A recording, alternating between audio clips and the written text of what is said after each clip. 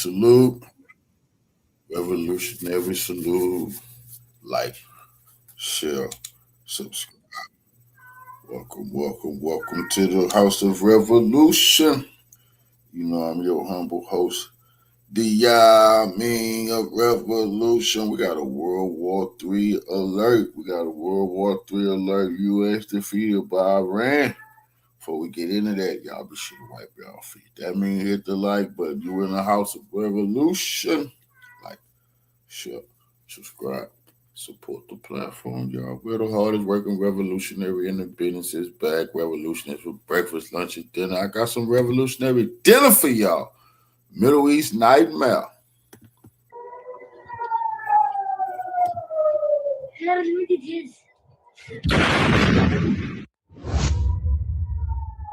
Iranian missiles and drones attacked a key U.S. base in Jordan, striking Muwafaq Salti Air Base in Azraq at dawn on July 29, 2026.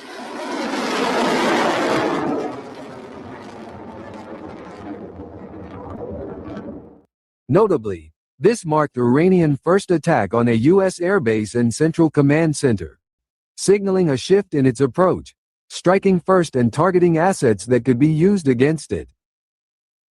The Iranian military released footage showing the launch of ballistic missiles by the Islamic Revolutionary Guard Corps Air Force as part of Operation Victory 2, while the drone launches took place at a separate location.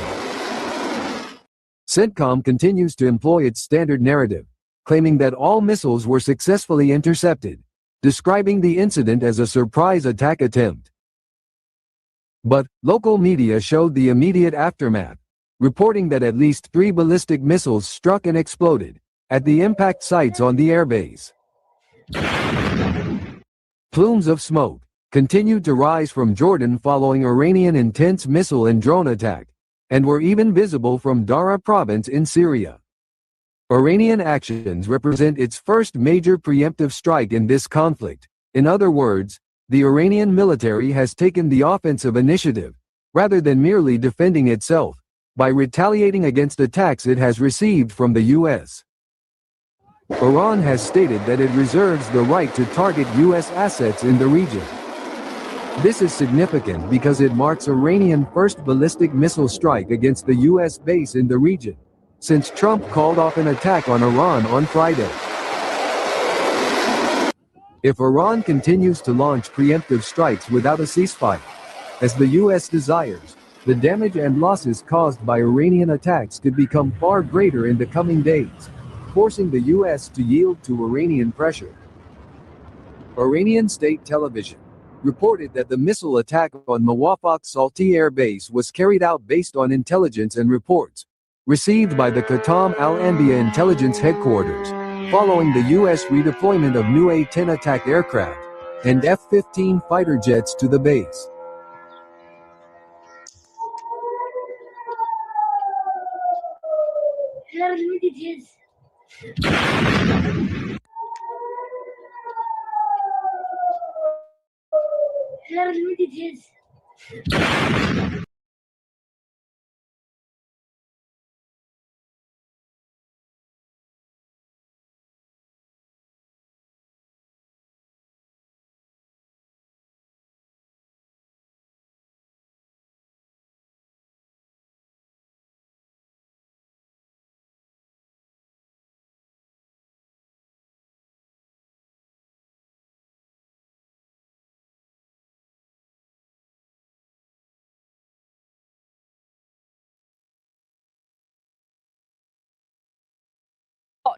That in the ongoing Iran war, the most dangerous weapon isn't necessarily the biggest or the fastest or the stealthiest, but the smartest, a missile that can think for itself and make independent course corrections mid-flight, a weapon that can be launched quickly, one that can be hidden easily, one that can be built cheaply.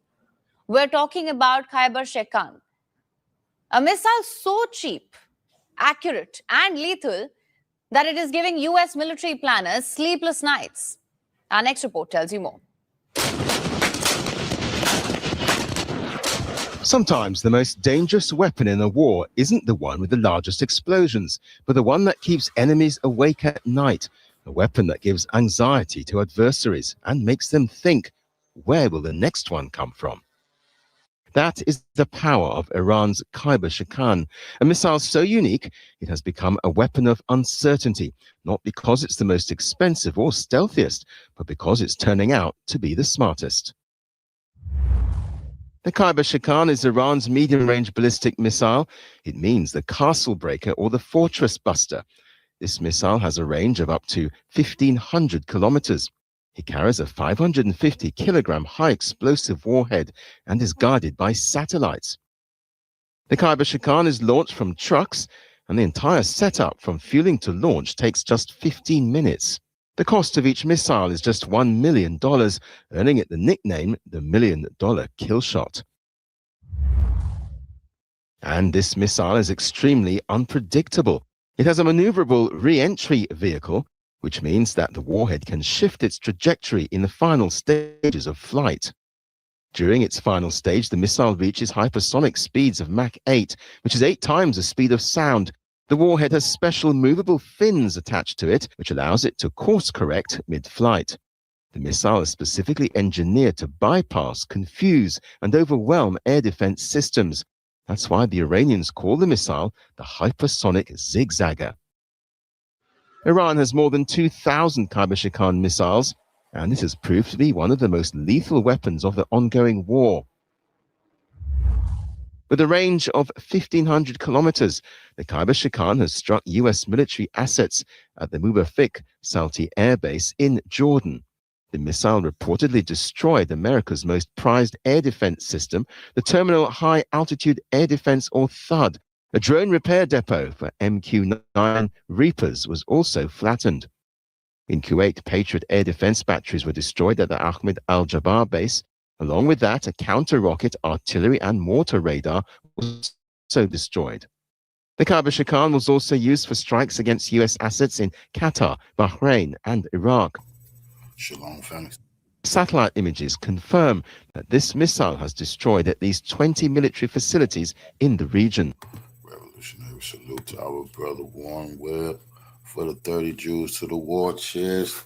Revolution is way of life. I absolutely appreciate that love. Soldier salute. Salute to you, brother. And now US military officials say the missile is getting smarter. The Khyber-Shikan is flying in different trajectories and altering its speed and re-entry maneuvers to complicate the chances of interception. Iran has also improved the supply chains and is now making a single unit of the missile for $1 million, which is less than half the cost of US interceptor missiles. And here's the uncomfortable truth. The Khyber-Shikan isn't even Iran's most sophisticated missile. Those are the Emad and Khorram Shah 4. But the Khyber-Shikan is still the most practical missile for Iran. It's highly unpredictable, very accurate, and most importantly, the US has no idea how to defeat it. Once again, revolutionary salute to our brother Warren Webb for the 20 Jews to the war chest. Revolution is a way of life. Absolutely appreciate that love, family. Appreciate you helping me keep the lights on here at the House of Revolution. Salute, brother.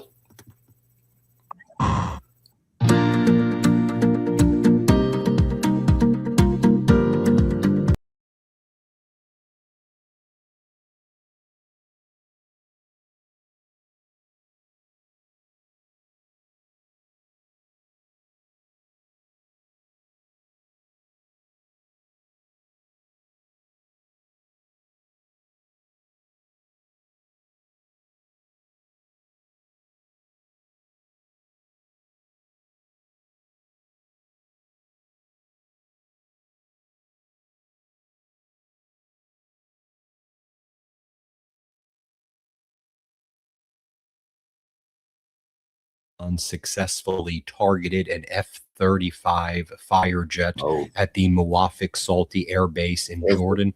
This is the same air base where 3 service members were killed in the past week and a half.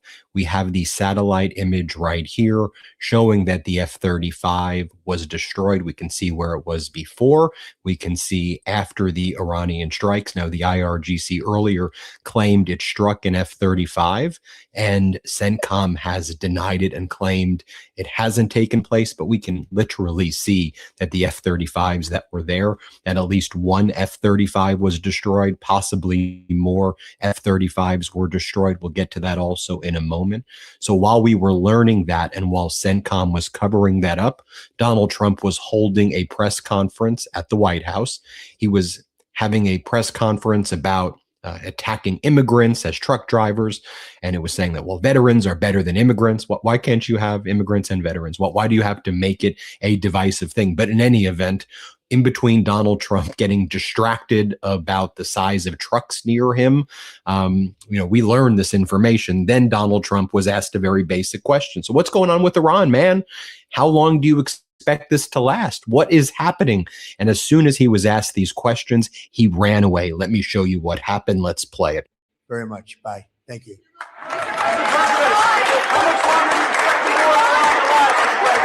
Now, some of the footage that's coming in now as he was running away from that press conference. I'll get to more of that, though, in a moment. We now have received close-up footage of that drone attack at the Damietta port in Egypt, which Iran signaled was a further warning shot to the Trump regime that any more escalation by Donald Trump would be met by escalation from Iran, even beyond the Strait of Hormuz, the Bab el-Mandab Strait. They said, look, we'll do it in Egypt if you want us to. There's extensive damage, far more than was being reported at this Egypt port. Areas in the port were hit. 2 LNG, liquefied natural gas tankers, were hit. And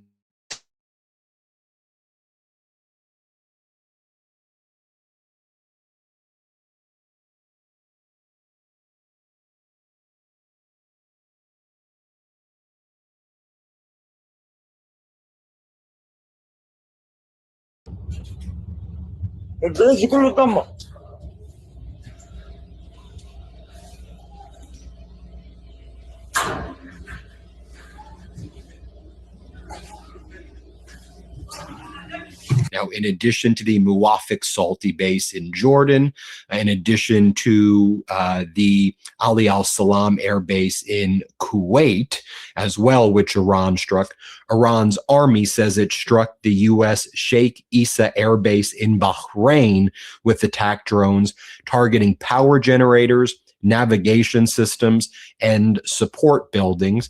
It claims the strikes caused significant damage. And again, the satellite imagery that we have seems to suggest that that is true. This is all being covered up from CENTCOM. Now, this also is taking place as Saudi Arabia just launched multiple strikes on Sana'a, the capital of Yemen. And the Houthis have said that they will now retaliate more.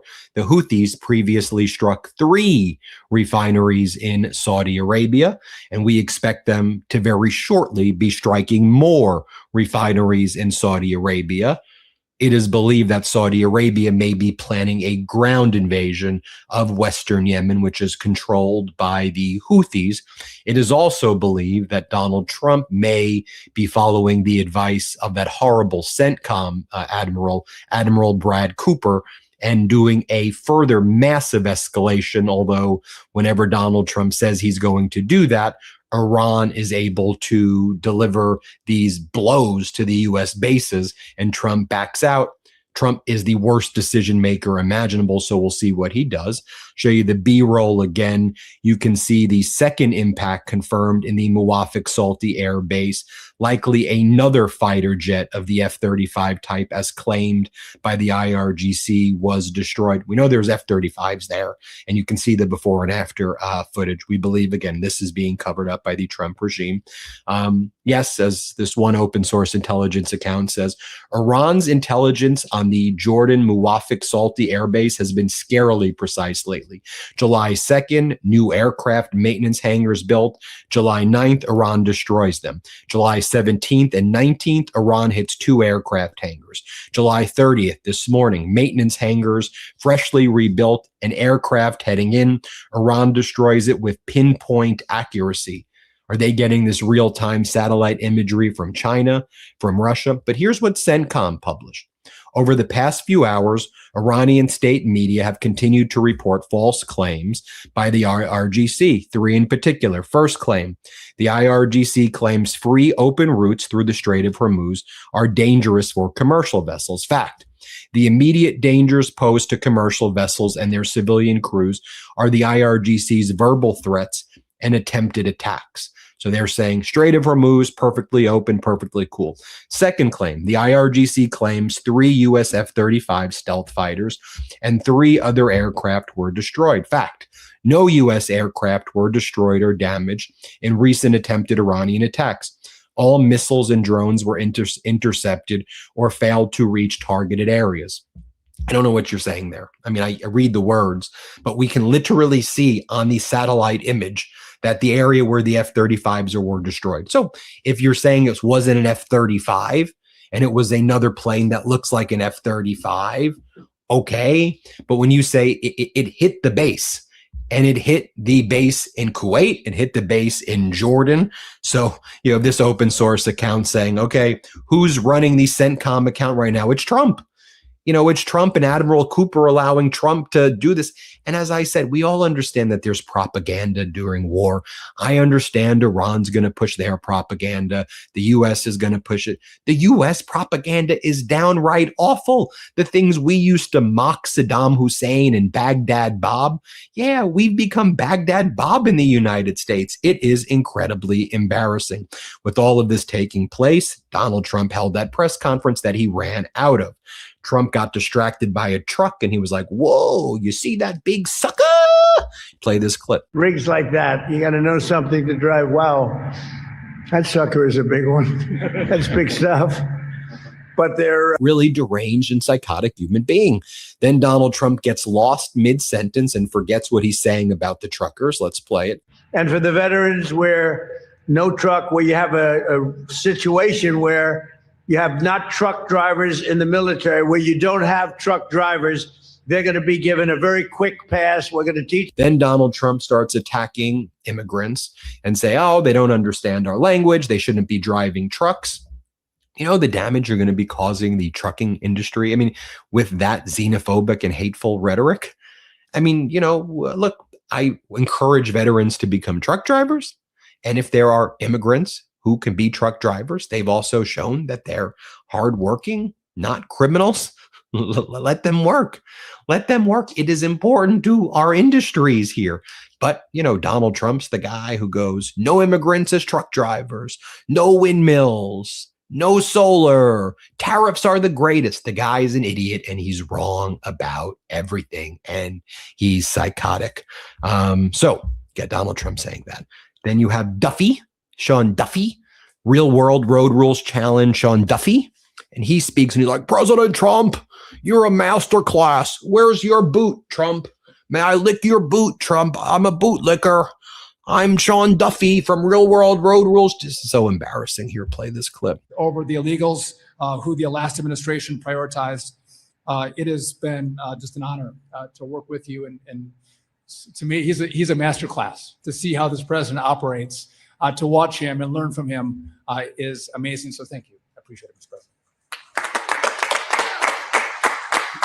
With all of that taking place, you have Netanyahu, who was supposed to leave the United States. I guess he's going to stay here forever and work on Hegseth and work on Rubio. We don't have to really work on them. I mean, they're Netanyahu bootlickers.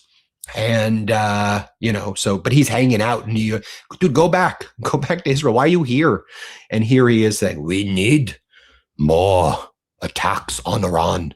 That is how we get peace. Here, play this clip. Nobody believed that we would take on Iran, but we did. And there's still work to be done. But we joined together and, you multiply your forces together. And I think that if we cut the Iran threat down to size, we're going to get a lot of peace treaties. Meanwhile, the U.S. economy struggling.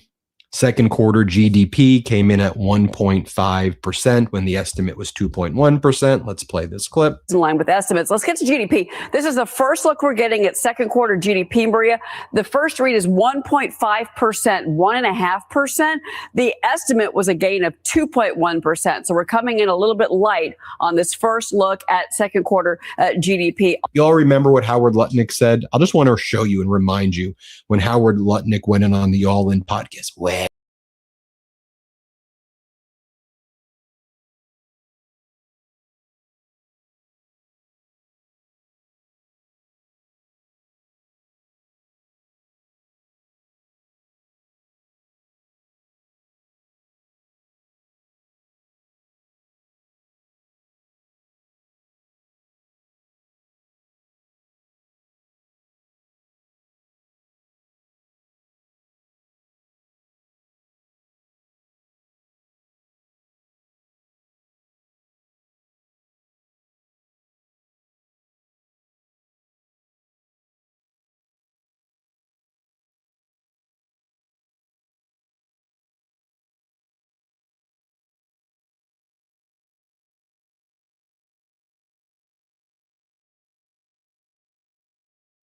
Thing absurd, don't count on us to help you.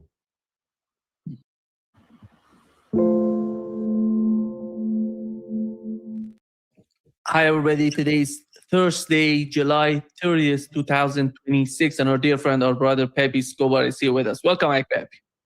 Well, with you, always welcome you, Nima, here from the heart of NATO Stan. So let's get to the highway to hell again. Exatamente. Exatamente. You said it in Portuguese. Exactly. Yeah. Let me start, Pepe, with one of the you have two new articles. One of them, yes. The first one is arguing that Iran is dismantling the entire American military ecosystem. And what is the point that you're making in this article? The point is what's driving CENTCOM and the people in Washington completely nuts. According to the latest meeting with Trump in the room, with the generals, with those idiots around, Hegseth, Rubio, etc. And Trump lost his marbles completely. He went totally berserk because the generals basically were trying to say to him, look, all our options are from bad to worse to total disaster. And we are being decimated. And our bases are no longer there or on the way to extinction. And this is the key point of this column. And of course, I used an old rock and roll metaphor, quoting Pinball Wizard by The Who. And so now it's upside down. In the song, which is an absolutely marvelous song, it's about a young kid who is a pinball wizard. And he's a deaf, dumb, and blind kid. So now we have a pinball wizard in reverse, because we have, let's say, a Persian kid who's turning the bully deaf, dumb, and blind by playing his pinball wizard. So the object of the pinballs is a CENTCOM and a whole infrastructure ecosystem of security and aggressiveness of the US in the Persian Gulf and in other parts as well. That includes Erbil in Iraq, and as we have been seeing, Jordan, which is being bombed. The two bases in Jordan, at least, are being bombed literally every day after day. So this is, it's not even 2-1. Remember the 2-1 Iranian military strategy. If you attack us, we're going to attack, our attack is going to be double. Now it's even more. And now they are not even waiting for American attacks. They're taking the initiative. So this has changed the military playbook completely. Iran is going on the offensive. It says it's as if they are seeing that there is a window now to inflict maximum humiliation to the Americans, because they know that this window is not going to last very, very long. Sooner or later, because Trump is constrained by the timelines, and because the Iranians, once again, are running the clock, something that we have discussed over and over again, and you discuss with your other guests as well. And the clock basically, I wouldn't say stop, but the 5 seconds to midnight in terms of this particular clock is mid-August, which is essentially a little over 2 weeks from now. It's the date when the depletion of the strategic petroleum reserves of the US reaches a real out of control red light, and the instant impact on the American economy and on the global economy is going to be absolutely massive, because there won't be any more American oil dumped on the market to contain prices. And if we look at what's happening nowadays in the oil market, there are several interconnected points, which is exports from Kazakhstan, basically half of what they usually export. Kazakhstan is a big oil exporter, and American majors are invested in export of oil in Kazakhstan. We have the partial closure of the Bab al-Mandeb. Of course, the Bab al-Mandeb is not closed, but it's closed to Saudi Arabian oil exports. So they have to go through insurance hell, considering that Lloyd's is not insuring anybody leaving from Yanbu port, for instance, or other Saudi ports, via the Red Sea. So they have to pay extra insurance to go via the Suez Canal. They have to pay, the trip is practically doubles. The costs are, go to the roof, because you have to circumnavigate Africa to get to Asia. And of course, practically nothing is moving in the Strait of Hormuz. What is moving is selected tankers going to China, and there was an exception in this past 24 hours, that was quite, it's predictable in a sense, but it's a one-off case. It's an LNG tanker going from Qatar to Pakistan. And guess what happened? The Pakistanis and the Qataris lobbied the Iranians, please, at least this tanker. So this doesn't mean that the Iranians are going to free these tankers going to anywhere in Asia to keep, even if they go through the Iranian territorial waters. So practically nothing is flowing out of the Strait of Hormuz. So if you add this all up, Nima, there's absolutely no logical explanation for the price of oil to go down or to still being contained, or both, which is the case now. It's completely artificial. And obviously the Americans are doing it. In roughly 20 days from now, they won't be able to do this anymore. So that's when the real economic crisis, financial, economic, geoeconomic crisis affecting everyone is going to kick in. So in parallel to all that, we have this decimation of the American infrastructure all across the Persian Gulf, in the GCC nations, in Erbil, in Iraq, and there was even a missile that went to Egypt as well. So this means what? The axis of resistance is firing on all cylinders everywhere and virtually non-stop. So it's no wonder that this last meeting in Washington was an absolute disaster, because, and on top of it, they don't have even a plan. It's not even a plan B we're talking about. They don't even know what this war is all about. And okay, what are we doing this? If you ask Trump the Secretary of Forever Wars, Marco Rubio, any other idiot, each one has its own theory, which proves once again that so-called top of the line Trump inner circle, but basically, the bare bones of this administration, they have no idea what they're doing, period. And now it's crystal clear. So no, when you get both vectors, the imminent oil crisis, economic crisis, bond market crisis, you name it, everything, pile of derivatives collapsing, etc.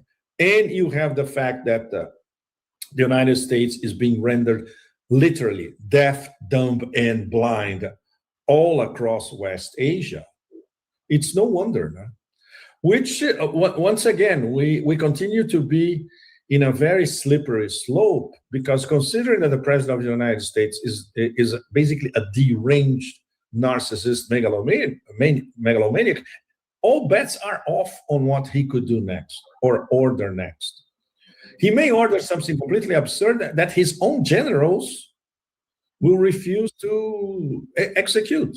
That's also quite possible. And all his threats, which apparently they stopped for the past 24 hours or less than 48 hours, that bomb the hell out of Iran, launched the gates of hell, his own expression and all that. It didn't vanish. It's still there as an option. Very, very dangerous. A very, very dangerous moment. But just to go a little beyond of what we're talking about now, which is it's one of the key aspects that fascinates me completely, which is the role of Yemen now, the new role of Yemen in this whole drama. And the conversation that I had with one of my good Yemeni friends when he explained to me why Yemen now is entering the chat, literally, with this blockade against a blockade, but a blockade only against Saudi Arabia. And the larger part of his answer was that Yemeni intelligence, of course, in conjunction with Iranian intelligence and also, of course, with Iraqi intelligence, they understood that the Americans were ready to launch a sort of gates of hell operation, but not only against Iran, but against the whole axis of resistance. So the Yemenis, their own decision taken in Sana'a, with, of course, the political council, they discussed this with their own parliament, and of course, under the supervision of Abdul Malik al-Houthi. Okay, so now we start our blockade of Bab el-Mandeb, but selectively. And we're causing an extra headache to the Americans and to the Saudis at the same time. So I'm sure you and our audience, you have seen that the American-Saudi response involved not only bombing Yemen, but also bombing Iraq, bombing the Hashd al-Shabi, the Popular Mobilization Forces in Iraq. Big mistake. First of all, because it proves to all of them that their interpretation was right. The Americans wanted to attack us in the first place. Big operation, gates of hell, small operation, whatever, but they wanted to attack us anyway. So, okay, so now we counterattack. So expect hardcore being launched by the Yemenis and by the PMUs, the Popular Mobilization Forces in Iraq at the same time. So now they are already in the war. The only one that has not entered yet is Hezbollah, because Hezbollah, of course, they carefully calculate the moment when they want to, go really hardcore. But this could happen sooner rather than later. Once again, Nima, immensely dangerous, because the war is expanding instead of being contained. How do you find the role of Saudi Arabia and the way they're opening two fronts in front of them and before them? Why do they need that? And are they doing this under the pressure from the United States, or they're doing it? They have, they have reached some sort of understanding that they have to do this, and because I don't see anything good happening to Saudi Arabia if they want to escalate that. They're going to be crushed under the attacks from Iran or from the United States, because the two are fighting each other and they're going to be crushed in the middle. Well, Nima, suicidal does not even begin to describe it. We can, because the system is so opaque, as you know, this is a one-man decision, mega oligarchy. Okay, there's an oligarchy, a family oligarchy, of course, but there's only one that decides, and it's MBS. Nobody knows for sure, and in fact, because the system is completely opaque, especially in our case, foreign observers, it's absolutely impossible to know what drove him to make such a foolish decision. If it was a lot of pressure from the Americans, if the Americans are saying, if you don't do that, your money is going to be frozen, quite possible. Or the Americans say, if you don't do that, it's going to be regime change, and our man, Prince Nayef, the CIA guy, is going to be the new ruler. So these are all possible scenarios, Nima. I'm not saying this is what happened, but consider that none of us has access. And when I mean one of us, means Americans as well. Nobody knows what happens at the top of the House of South, period. These are quite possible scenarios. And of course, desperation, because he might have considered, if I do this, I'm going to have American support. And yes, he did. This bombing in Iraq was an American-Saudi operation. And of course, Trump even lied about it, which the giveaway was Trump lying about it. Trump actually said in one of these stupid posts that this was an American Saudi attack. It was coordinated with the current useful idiot, the billionaire new prime minister of Iraq. Remember that he went to the US? Everybody said, he's the new guy. He's very cool, blah, blah, blah, blah, blah. He came back. You know what they gave? They gave him a civil war, and they gave him an attack on against Iraqi soil, and trying to split the government from the Popular Mobilization Unit's Hashd al-Shabi, which is something that the Americans always did. For instance, the last time I was in Iraq 2 years ago. Last year I was in Iran, Lebanon, and Yemen. But the year before, I also went to Iraq. So the great thing is that I managed to visit the axis of resistance as a whole within the past 2 years. So I learned a lot from them, and I learned a lot about the internal problems, contradictions, etc., in each of these nations. For instance, in Iraq, I was talking to, at the time, the previous Prime Minister, Sudaini. Very nice guy. He received us in the Prime Minister's office. Wonderful. We had wonderful treatment. They showed us around. I talked to many of his advisors. By the way, his advisors, Nima, they are Atlanticists. Can you imagine? Advisors of Prime Minister of Iraq, and the guys are Atlanticists, using WhatsApp, all of them. Absolutely nuts. Anyway, but there was still some margin of maneuver, because although they are not in favor of the Hashd al-Shabi, of the units, they cannot antagonize them, because they are linked to the Minister of Defense. They are extremely popular. It's no wonder they're called Popular Mobilization Units. They are popular all over Iraq. And of course, they count on unlimited support by Grand Ayatollah Sistani. So obviously no government can go against them. This government with the new billionaire prime minister, from the start, one of his first acts was to put in jail several leaders of the Hashd al-Shabi. And of course, the Americans are saying, look, you have to get rid of them. You have to do whatever you do, but they have to be neutralized, eliminated, whatever. Very, very dangerous. But he could never, in any circumstances, say yes to an American Saudi Arabian attack on Iraqi soil. He would fall in 2 minutes. There will be regime change in 2 minutes in Baghdad. The time for people who cross the halls of the palace, you know. So this once again confirms that the Americans were trying to do something probably large scale all across the axis of resistance. The revenge by the Iraqis is going to be really hardcore, because now the Iraqis, they have a super beef against Saudi Arabia as much as the Yemenis. So expect fireworks coming from Iraq and from Yemen against Saudi Arabia. Can you possibly imagine that that idiot MBS never thought about that? Or he thought that he would get away with it?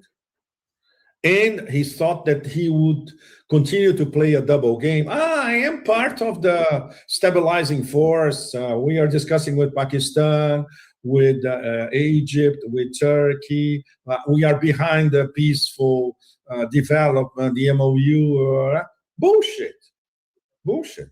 He cannot hedge anymore.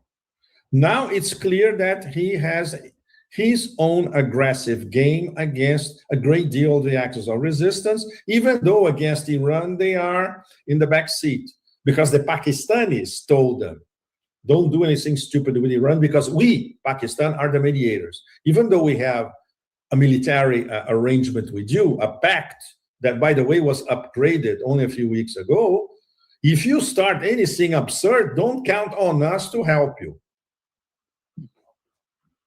And this was confirmed to Larry and myself by the Pakistani mediators. We told the Saudis to stand down, but this was before this attack against Iraq, Nima. So that changes the equation completely. My understanding is the same, that Pakistan doesn't want these countries fighting each other. They, of course, not. Basically, they're trying to do everything to bring the region together.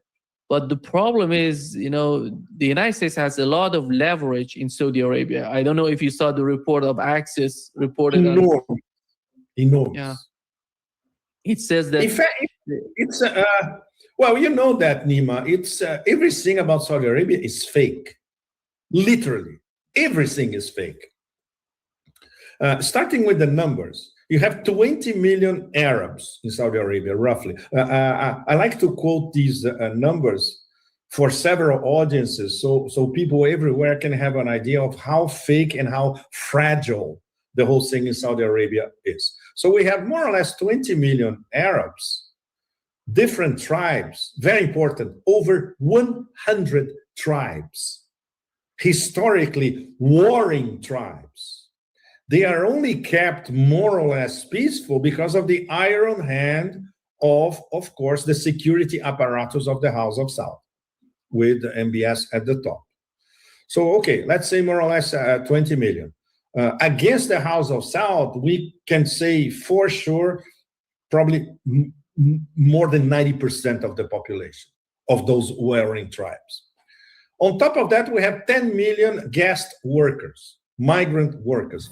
They don't have a dog in this fight. They don't care. As long as they have a job and get paid, that's it. Let's look at what's around Saudi Arabia. You have 40 million Yemenis, ultra weaponized and very hostile to Saudi Arabia, including their border, where I was near the border last year. I was like 120 kilometers from the Saudi border. It's very, very close. And they were always telling, our small group, yes, in many cases, we are cousins. For us, this border doesn't exist. We do business with each other all the time. You know, we import stuff from Saudi Arabia via these borders. But if one day there is a destabilization in Saudi Arabia, these people, our cousins on the other side of the border, they're not going to defend their government. They're going to be with us. They are our cousins, after all. Okay, this is just an example. 40 million Iraqis now, once again, very, very angry with Saudi Arabia and very well weaponized. This is not definitive, but the Hashd al-Shabi and the different militias that compose the Hashd al-Shabi and groups, they are as well weaponized, if not better weaponized than Hezbollah. And we have 90 million Iranians, which look at Saudi Arabia and said, now we have to teach them several lessons. Is there any viable possibility for this thing to keep going on in Saudi Arabia? Of course not. You just, you need just a glimmer of fire somewhere, and the whole thing could collapse in a matter of days, even. So they are playing with fire, MBS and the people around him. And of course, don't forget, there are a lot of American advisors to the House of Saud. Most of them are American advisors. And of course, the internal House of Saud, a clash, princes that don't like anything that they see in front of them, avid to grab some sort of real power. And of course, once again, the favorite CIA candidate to be the ruler of everything, Prince Nayef, who is, by the way, I would say the most diplomatic way to put it, he's under some sort of house arrest, in fact. So it's an immensely fragile, it's a house of cards, completely. And then they decide to get on a war on two fronts, Nima, against Yemen and against Iraq. How could that possibly make sense, right? Out of the question. The problem is what Axis reported, Pepe, is saying that the Saudi defense minister, Prince Khalid bin Salman, which is the brother of the crown prince of Saudi Arabia. Yeah. Right. He had a meeting on Wednesday with Donald Trump in which he mentioned that despite all the chaos that is happening, they want to de-escalate with Iran. But the question is, you want to de-escalate with Iran, and escalation with and then Yemen you escalate with Yemen and Iraq. It's total bullshit, exactly. Total bullshit, and on top of it, you cannot believe anything that Axios publishes.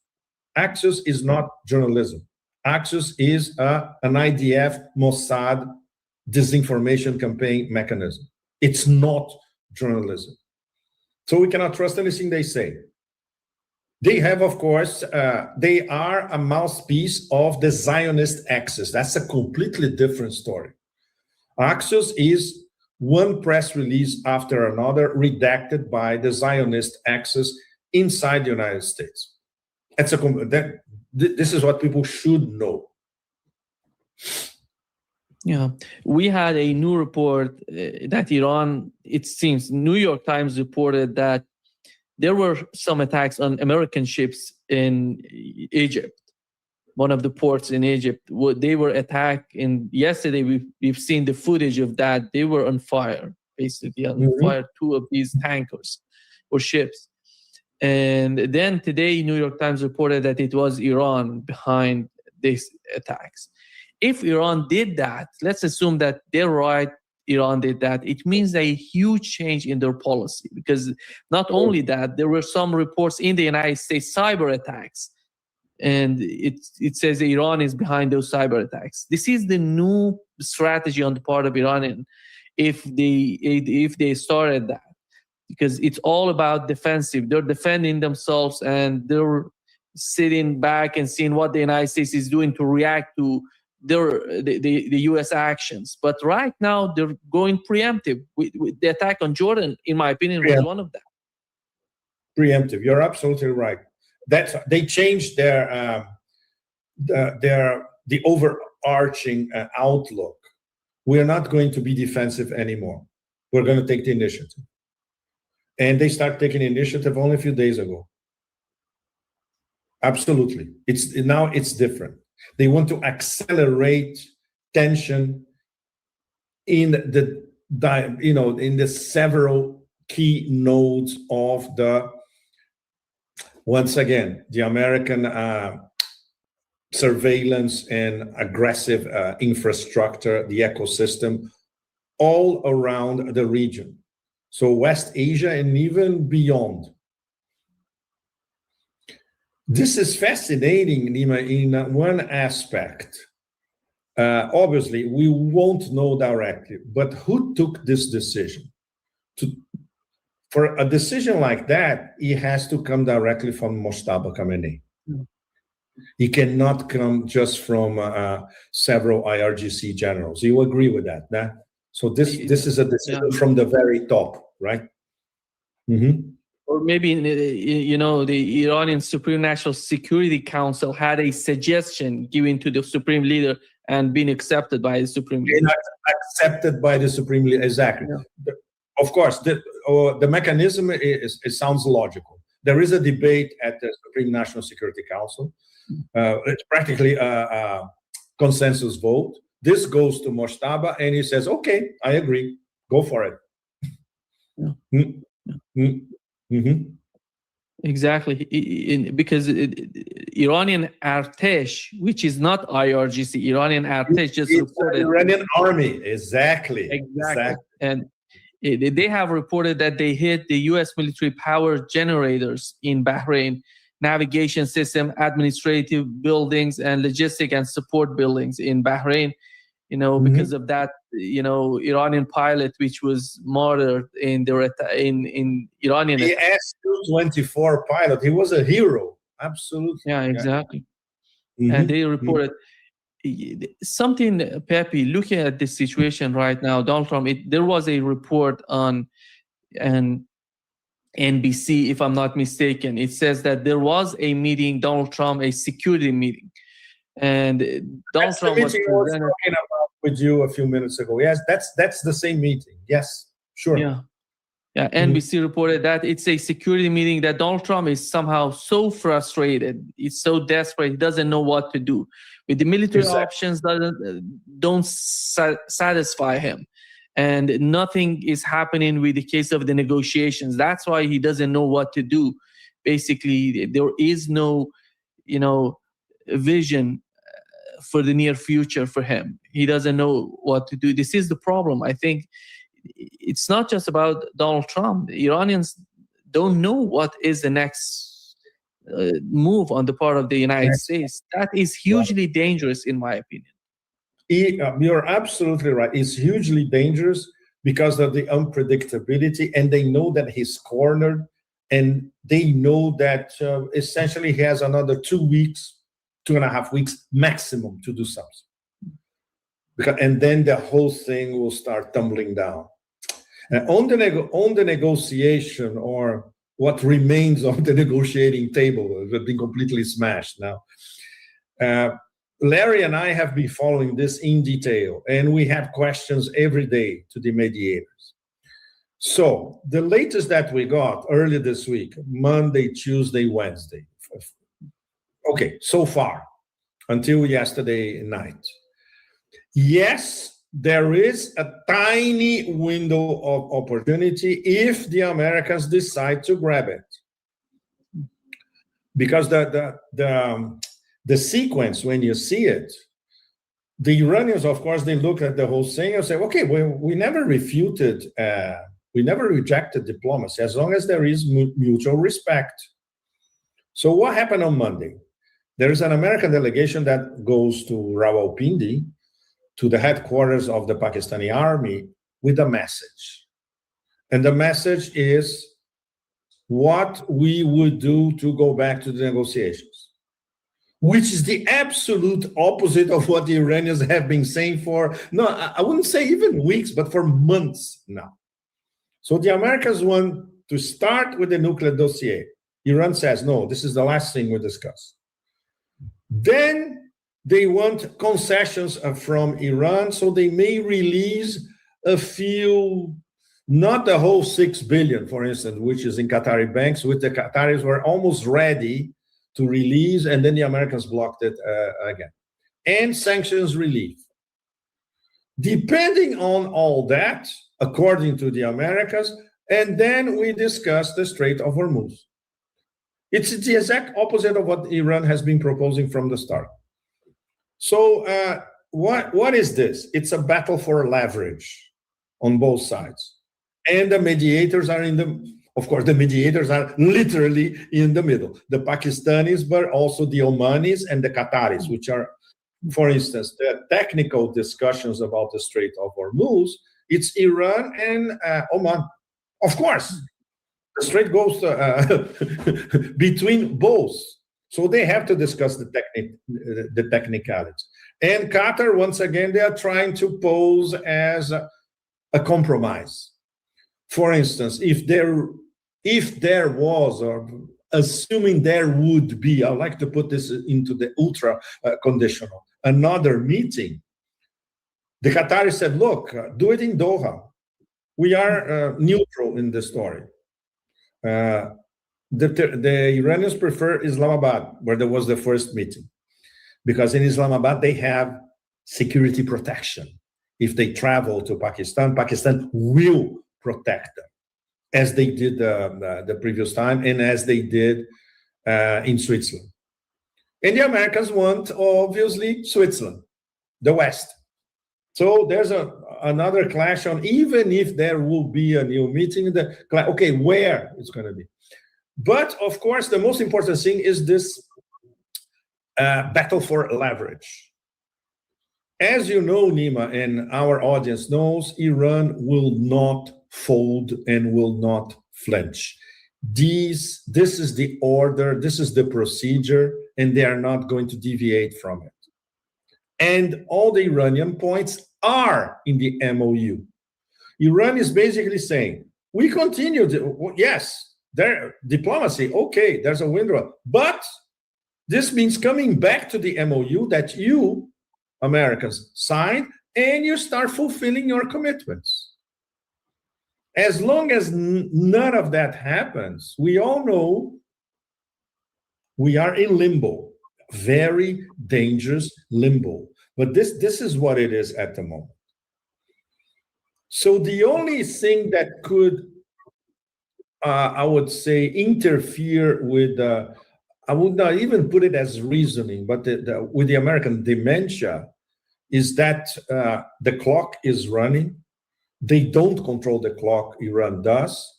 And in a little over 2 weeks, we're going to have a real red line. So they got to do something. And this was discussed in this mega meeting where Trump was, basically throwing epithets and insults to everyone in the room. Of course, he starts a war. And when his own people say, look, there's no way to end this war unless we are strategically defeated and humiliated, obviously he has to go crazy. But that's it. He brought this on himself and on the United States. There's no way out. And there's no off-ramp. There's only one rough off-ramp. It's called MOU. Yeah, there is something going on, I think, between Iran and Qatar, because yesterday they let one of their LNG ship, pass through the Strait of Hormuz. Exactly. Qatari ship yesterday passed. This is something new, really, because in the last 3 weeks we haven't seen anything from Qatar passing through the Strait of Hormuz. This is the first time yesterday happened. It means that something going on between the two countries. There is, Nima, and this is basically Qatar trying to prove to Iran, look, we can be an effective neutral mediator. If there is a chance to bring the Americans on the table, let us in the game as well, ourselves and Pakistan. Let's try to do this together. Pakistan and ourselves, we can do it. We can try to bring the Americans to the table. So for that, you need to trust us. And it's a good sign that the Iranians allowed this LNG tanker leaving Qatar to go to Pakistan. I love the metaphor and I love the continuity of this move. It involves the three players. And it's a process of trying to establish mutual trustworthiness among the three of them. So once again, this brings us back to the smashed negotiating table. Yes, there is a very, very tiny window. It depends on what do the Pakistanis and the Qataris have to do to try to instill sense into, including some American negotiators. Probably they see it, but obviously they are under Trump. And one element, Nima, is very, very crucial in all that. I have to once again insist that we only have one source for this. But this source in Pakistan is very well positioned. He's on the table and he has access to all this intel. His interpretation is that this American delegation going to Pakistan on Monday came via the office of the vice president. This means these are J.D. Vance's people. There was no Tweedledee and Tweedledum, Dumb and Dumber, Kushner and Witkoff in this delegation. It's very, very interesting, which proves once again that at the top of the Trump administration, there are several different views about, okay, diplomacy, how do we do it, etc. And we all know that Vance does not essentially agree with Trump's dementia moves from the start. So this is a sign that the Pakistanis and the Qataris are looking, okay, let's try to, I wouldn't say seduce, but let's try to get these American negotiations on our camp, the diplomacy camp.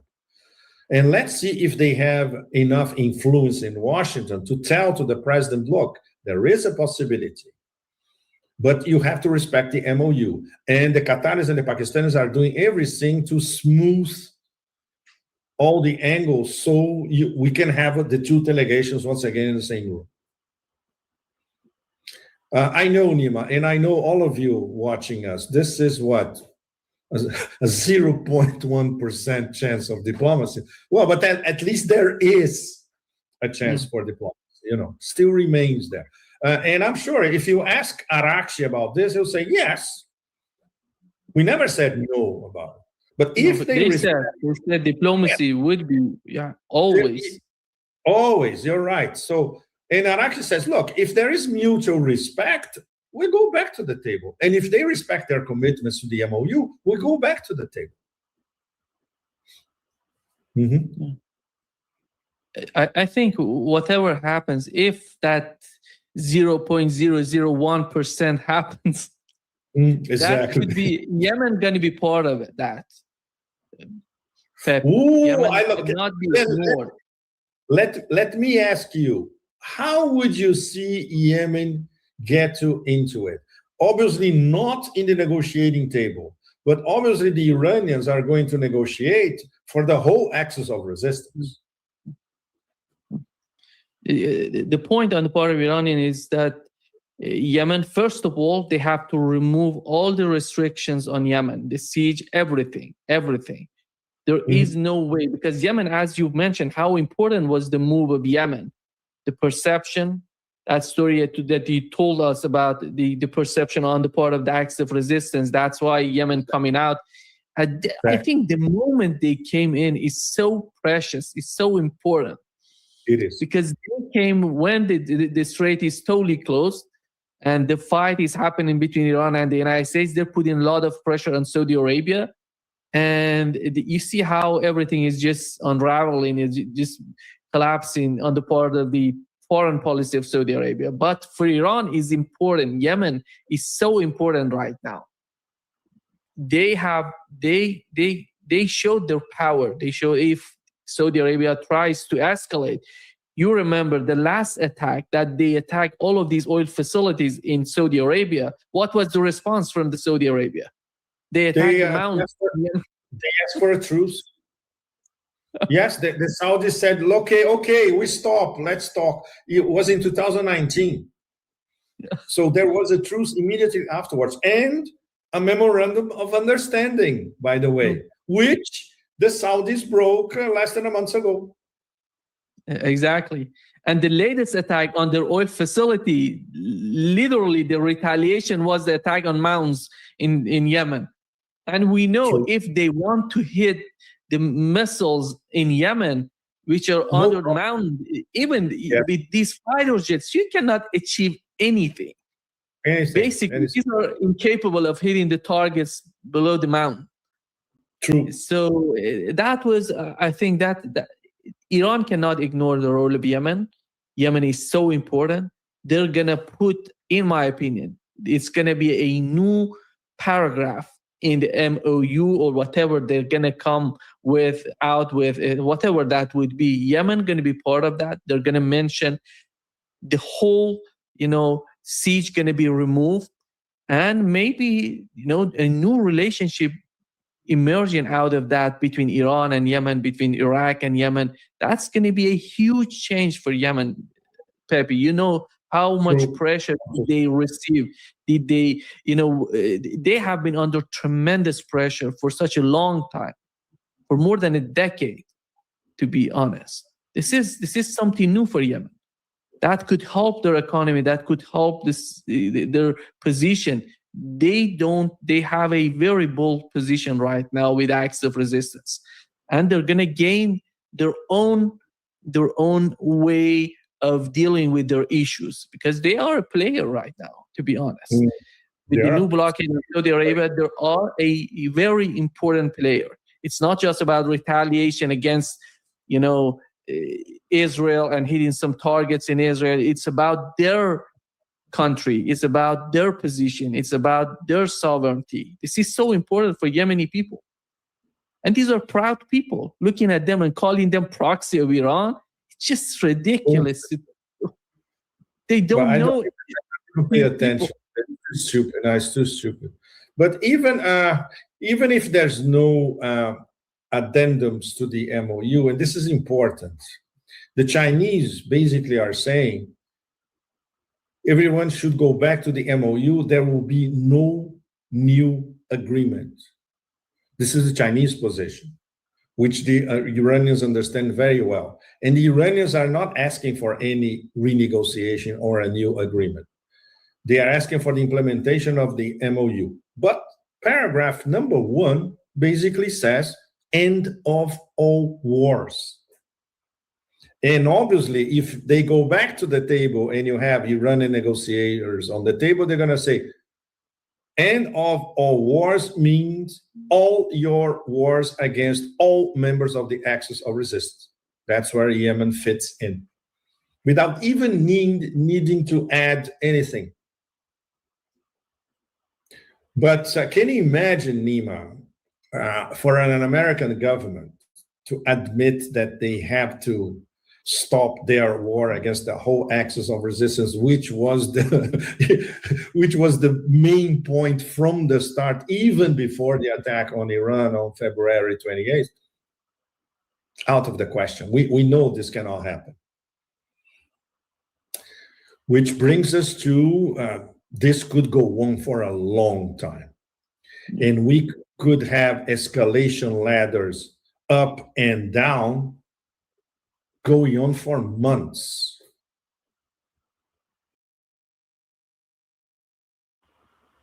Horrible.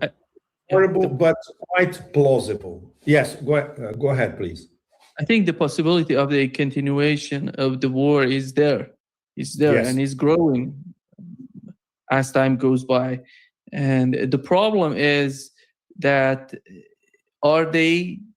I'm talking a they means GCC countries, are they prepared to become a new Ukraine in the West Asia? Not. Because the continuation of the war is going to be the total devastation of their economy, their oil facilities, everything they have. True. They're already freaking out. They want out now, at least some of them.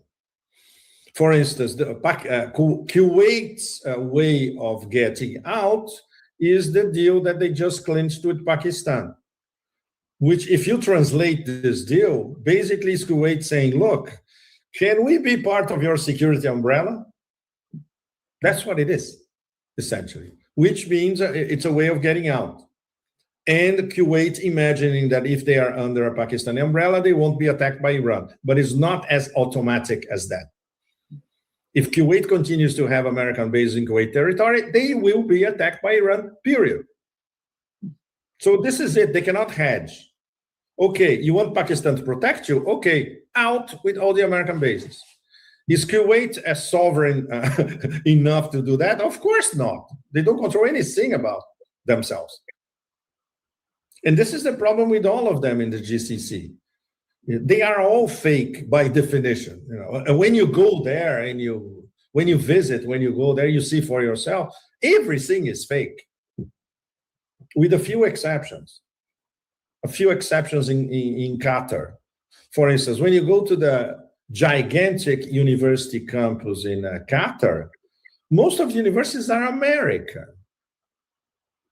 There's one or two that are Qataris, managed by Qataris, with the teachers are Qataris. But even if the teachers are Qataris and professors are Qataris, they were educated where? In Britain or in the US. So you cannot talk about sovereignty. And these are the people who are forming the new generations. UAE is even worse. UAE is the degree zero of culture. There's zero culture in the UAE, apart from glitzy, bling, bling, golden towers. That's it. So everything is fake, literally. So these tribes in all these GCC nations would have to have a collective a road to Damascus moment, not happening anytime soon. But if they see that everything that they built or invested on or whatever is going to be destroyed, maybe. But this is where we are at the moment. At least the little Americas that we find all across the GCC, they are being destroyed methodically by Iran. And from the beginning, Iran was saying, one of our key targets is to eliminate the presence of the United States in West Asia. And they are fulfilling it now. They are doing it in practice. And just talking about the real negotiations, as you mentioned, between Iran and Oman, we had the Iranian deputy foreign minister talking about it on Iranian TV. He said in Persian, he says that, we're going to have something like what I perceive from his point of view, that Iran is arguing it's not going to be 50-50%. It's going to be 75% Iranians and 25% control, not about controlling it's not about the money or anything like that. It's about controlling the Strait of Hormuz, 75% Iranians, 75, 25. And the Omanis, I assume that the Omanis are inclined to accept that. Yeah. We don't know. We don't know. He said that they are in the negotiations. Oman has suggested Iran that they're going to accept 50-50. Iran said no because of the security issues, because of the war, because of what has happened. It's impossible for Iran to accept that. So according to these negotiations, Oman would also have the opportunity to have their own fees for people who would travel using Omani territorial waters. No, right? It's not going to be Omani territorial waters. It's going to be two lines, one entrance and the other one the exit. One line goes in, one line gets out. And yes, I know that. But none going through Omani territorial waters. No. Exactly. Yes. Yeah. None. Okay.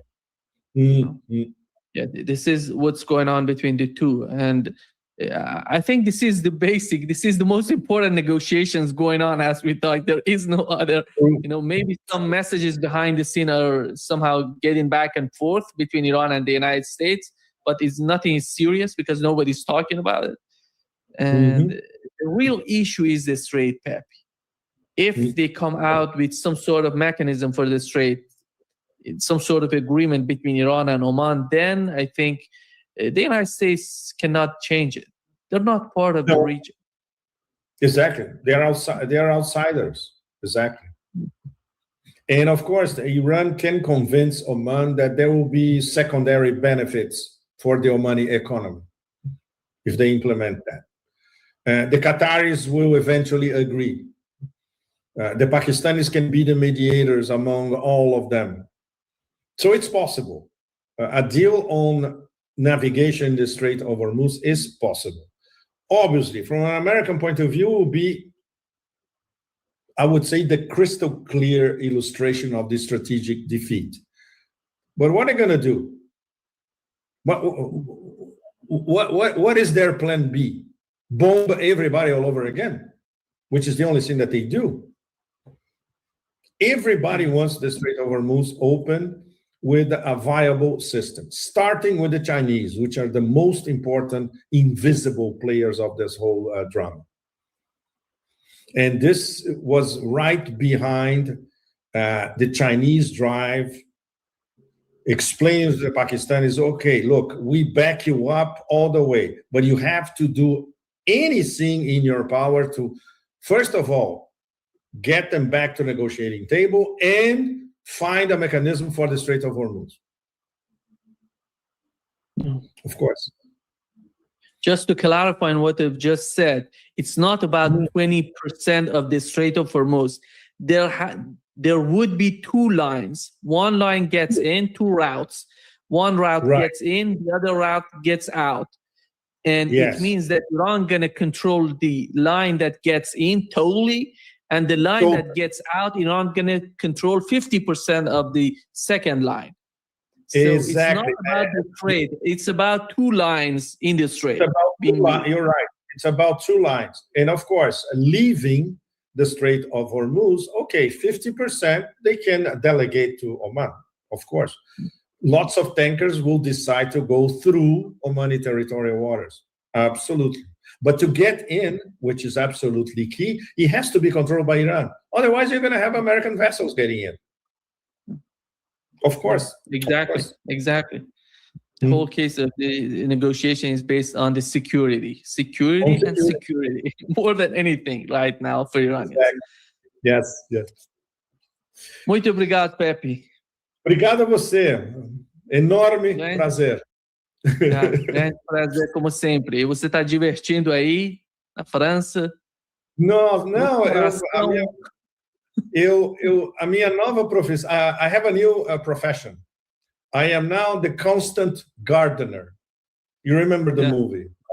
Yeah. So that's it. My number one task is to take care of my garden. You know, water for the birds, you name it.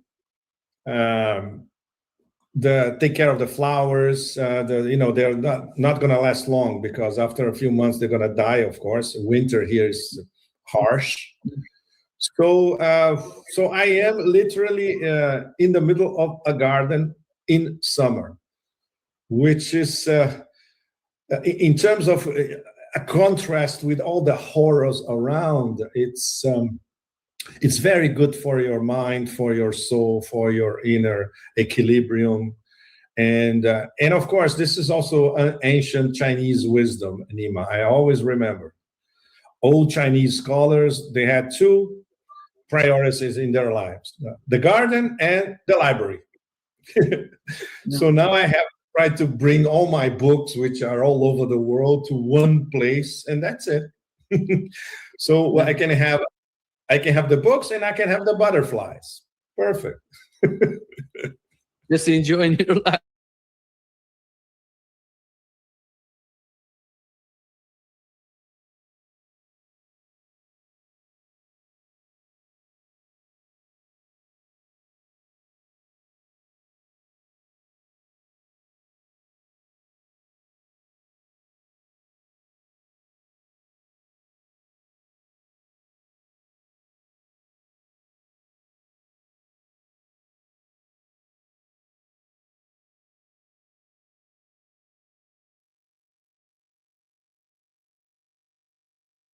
So with or without a shortage of interceptors and missiles, the United States is not in a good position at all. It's in a very weak position. And the Iranians will continue to strike back at the United States and to punish the United States until they get what they would consider to be a just resolution to this problem, which may or not be anytime soon. On that note, we're going to turn to our next story, which is the ongoing war on Iran by the US. 2 weeks into Trump's renewed bombing campaign against Iran, and the US still can't win. It can't win on the battlefield, it can't win at the negotiating table, and by the admission of its own military, it cannot bomb its way to the outcome it wants. That's not us saying it, you guys. It's both the CIA and the Defense Intelligence Agency who've reportedly assessed that the kind of bombing the US is carrying out won't shift Iran's negotiating position. A former Trump appointee who resigned over this war called it, these are his words, a bombing campaign in search of a strategy. This is what it looks like to kick the can of defeat down the road. Trump paused the intensive campaign after 13 days. Then overnight, the US and Saudi Arabia hit Iran-backed forces in Iraq, killing at least 20 PMF fighters. Iran answered with missiles on a US base and a CENTCOM facility in Jordan. The war isn't ending, it's spreading. And across the region, more and more people are casting Iran's fight as something bigger than Iran, not just a battle for its own survival, but for the sovereignty of West Asia against Western domination. To help us understand where this goes, we're joined from Tehran by Professor Mohammad Marandi. Professor Mohammad Marandi, welcome back to BT Live. Thank you very much for having me. It's always a pleasure. Well, it's always a pleasure to have you on, and we're going to jump right into it here because so much has happened since the last time we had you on. And I want to start with the U.S. interceptor issue. The pause in a major U.S. escalation campaign that Trump keeps threatening is being credited partly to the U.S. running low on interceptors. So I'm just curious, from your vantage point, how do you see the Iranians reading that? Is Washington being seen as holding off out of strategy, out of necessity, or are some people maybe seeing this as a ruse to catch Iran by surprise? It is said that there's a major shortage of both interceptors and missiles. And it may be completely true. The Iranians, of course, are not going to carry out their operations based on Western media reports. But we have to go back to the beginning of the war. Back then, there was no shortage of interceptors or missiles, in the sense that it is said they are of they're low in numbers today. But back then, the United States still failed in the war. After 39, 40 days of fighting, it was the United States that sought a ceasefire, not the Iranians. And initially, Trump demanded unconditional surrender. And then by day 39, he had accepted Iran's 10-point plan as the framework for negotiations. So with or without a shortage of interceptors and missiles, the United States is not in a good position at all. It's in a very weak position. And the Iranians will continue to strike back at the United States and to punish the United States until they get what they would consider to be a just resolution to this problem, which may or not be anytime soon. We have no idea because, as you said, the United States simply has no policy. And I think your quote was from Joe Kent, who both resigned and he made that comment too more recently. The United States is killing people. It's literally killing kids. Today, a family home on the Qeshm Island was bombed. The parents and a 2-year-old child were killed, and the 2 other children were injured and in hospital, and of course they're orphans now. But your soldiers continue to carry out atrocities against the Iranians in an unprovoked war at the behest of the Israeli regime, and they are driving the global economy towards a cliff because the energy crisis is growing literally by the moment.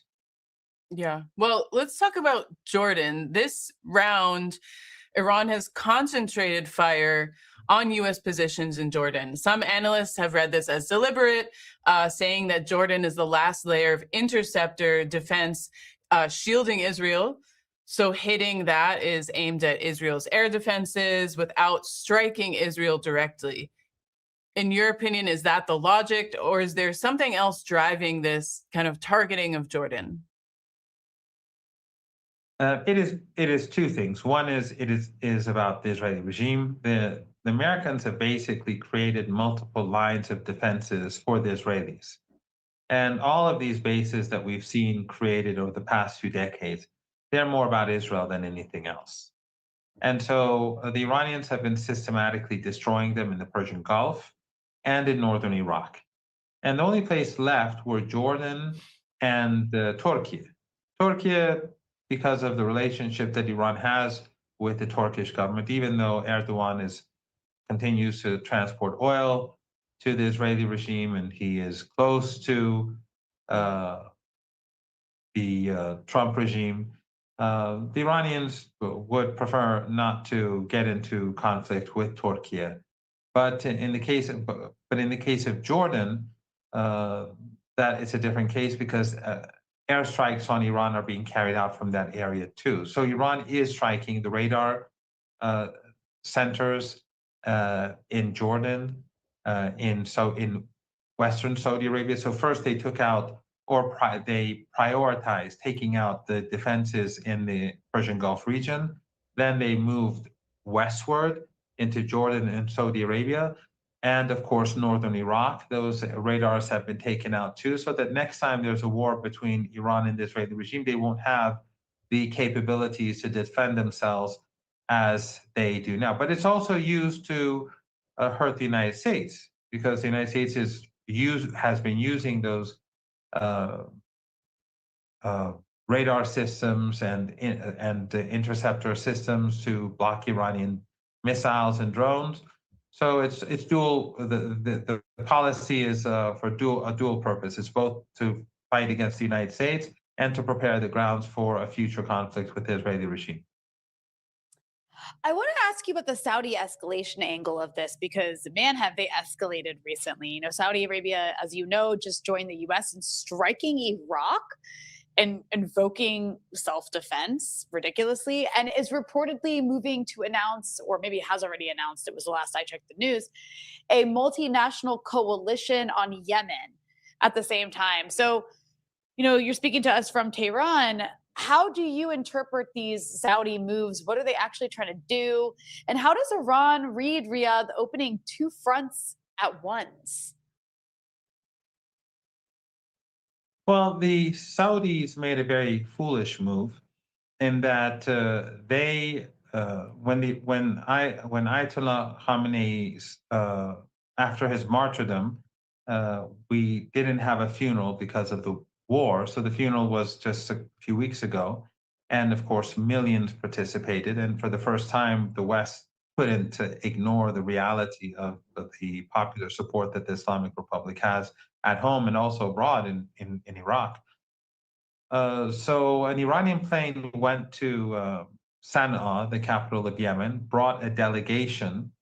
They broke the Saudi siege, an illegal and immoral siege, but they brought the Yemeni delegation for the funeral. And then when they were returning the delegation, and it was a normal Iranian passenger plane with a crew of men and women who are like all other passenger planes. As the plane was approaching the airport, the Saudis bombed the airport. This, of course, outraged Iran, but this was an act of war against Yemen. And the Yemenis said that we're no longer going to accept this siege, this illegal and immoral siege on the women and children of Yemen, and we're going to retaliate. And so Yemen began to strike back, and the Saudis struck Yemen again, and then Yemen hit the Saudi oil installations pretty hard. So this was provoked by Saudi Arabia, and at a time when the Saudis needed need the Red Sea more than ever before because the Strait of Hormuz is closed. Then, after the last operation that Yemen carried out against the Saudis claimed that this was carried out from Iraq. No one in Iraq took responsibility. Yemen openly took responsibility, but the Saudis were insisting that it was not Yemen. And the belief is that the Saudis did not want to directly confront Yemen, so they wanted to take it out on another entity. So the following day, they also claimed that an attack took place, but there's no evidence of any attack. And then they bombed Iraq. They murdered a number of Popular Mobilization Forces, the forces that defeated ISIS, and 5 Iranians who were trainers who worked with them and have been working with them for years. So the Saudi-U.S. coalition, because it was mostly U.S. planes, but the Saudis participated. They murdered Iran. They carried out strikes on the Popular Mobilization Forces, which are part of the armed forces of Iraq. They murdered both Iraqis and Iranians. Well, Iran, since the beginning, has really framed this war as a war of survival. And across the region, it's increasingly being cast as a fight for the sovereignty of West Asia as a whole against Western domination. And Iran won't surrender, it has continually said it will not surrender. It holds the Strait of Hormuz, and the U.S. has itself conceded, as we said, that bombing will not force capitulation. So what is the case for, why Iran comes out ahead no matter what the U.S. does? I think there are a number of reasons. One is, of course, Iran has popular support. We've always been hearing in the West how Iran is a regime, as they love to call it. It's unpopular. People hate it. It's a dictatorship. It's about to implode. It's incapable of self-governance. You have mad mullahs who want to destroy the world. It's collapsing, it's imploding, but simultaneously, it's also a growing threat, which doesn't make any sense. And the West really believes their own propaganda, and they use these Iranians from the diaspora who are willing to say what needs to be said for them to get funding, for them to earn their living. And they repeat. They're like the house slaves, as Malcolm X would say, or the brown sahibs. And so this narrative has influenced U.S. policy. And when last year the Zionist regime and the Trump regime carried out the war, the 12-day war against the Iranian people, they thought that a tiny push would bring Iran down like a house of cards. When it didn't work, because the narrative is so powerful, they didn't come to the conclusion that we miscalculated. They thought that, well, all we have to do is bring in more forces. So they brought a much more powerful Air Force capability into the region. The Americans literally brought everything they had. And then they launched the bigger war, the Ramadan War, the war that we're still living through. And still, they were defeated. And that is because the United States simply cannot, and in the West, they cannot comprehend the fact that their assumptions, their stereotypes are false, and that they're just hitting a brick wall. And that's why we saw after 40 days of war, when they had to accept defeat, they imposed siege warfare, hoping that Iranians would starve to death and come to their knees. That didn't work. They had to sign an MOU. And then when Trump was humiliated by the political class in the United States, the elites, he went back to war, hoping that this time around he can defeat Iran. So the mentality hasn't changed. The arrogance of empire is still in place. The second issue is, of course, I think also is linked to Orientalism. The first is partially linked, but the second is, I think, more so in that they underestimated Iran. They believe that Iran is this third-rate country that is incapable of its missiles, since they're indigenous. They were created through indigenous technology and through Iranian engineers and the Iranian armed forces were using them, that they must be useless. The Iranian drones are, of course, useless. The underground military bases that the Iranians created, they are a joke. But at the end of the day, when the war began, it was the Americans who were living in the 20th century. Their bases across the Persian Gulf region, in Jordan, in northern Iraq, in the Israeli regime, or at least Israeli bases, they're all out in the open, easy for the Iranians to strike and destroy. And then when the Americans would fire back at the Iranians, they would hit these mountains and do nothing at all, cause literally no damage.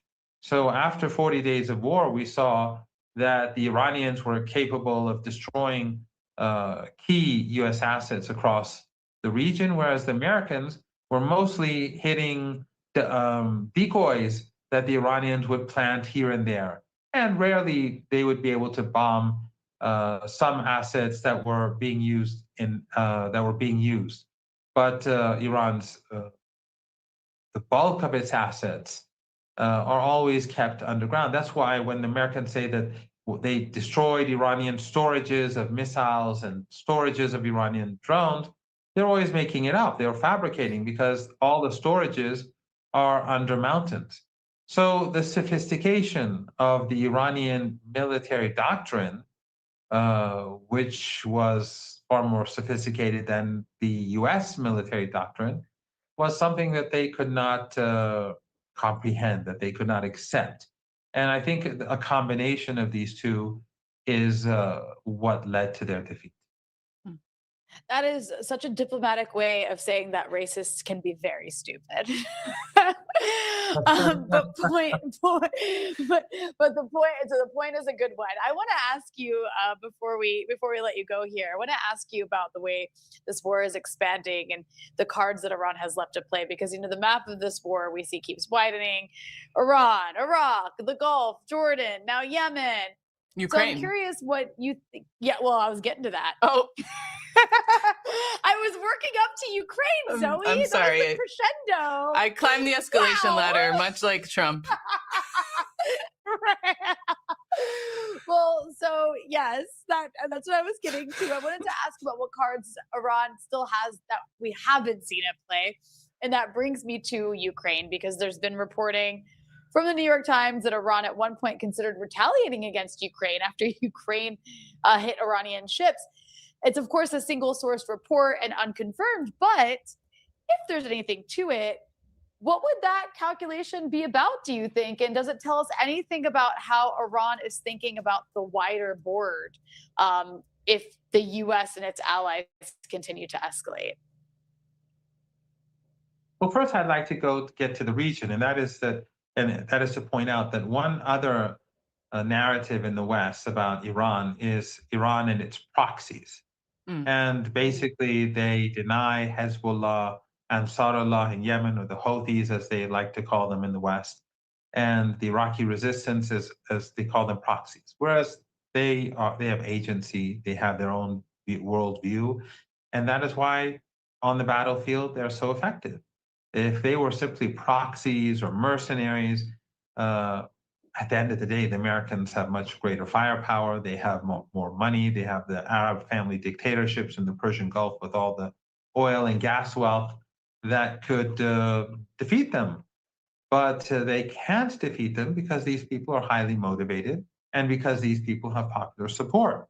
And so these are not Iranian proxies. These are Iranian allies.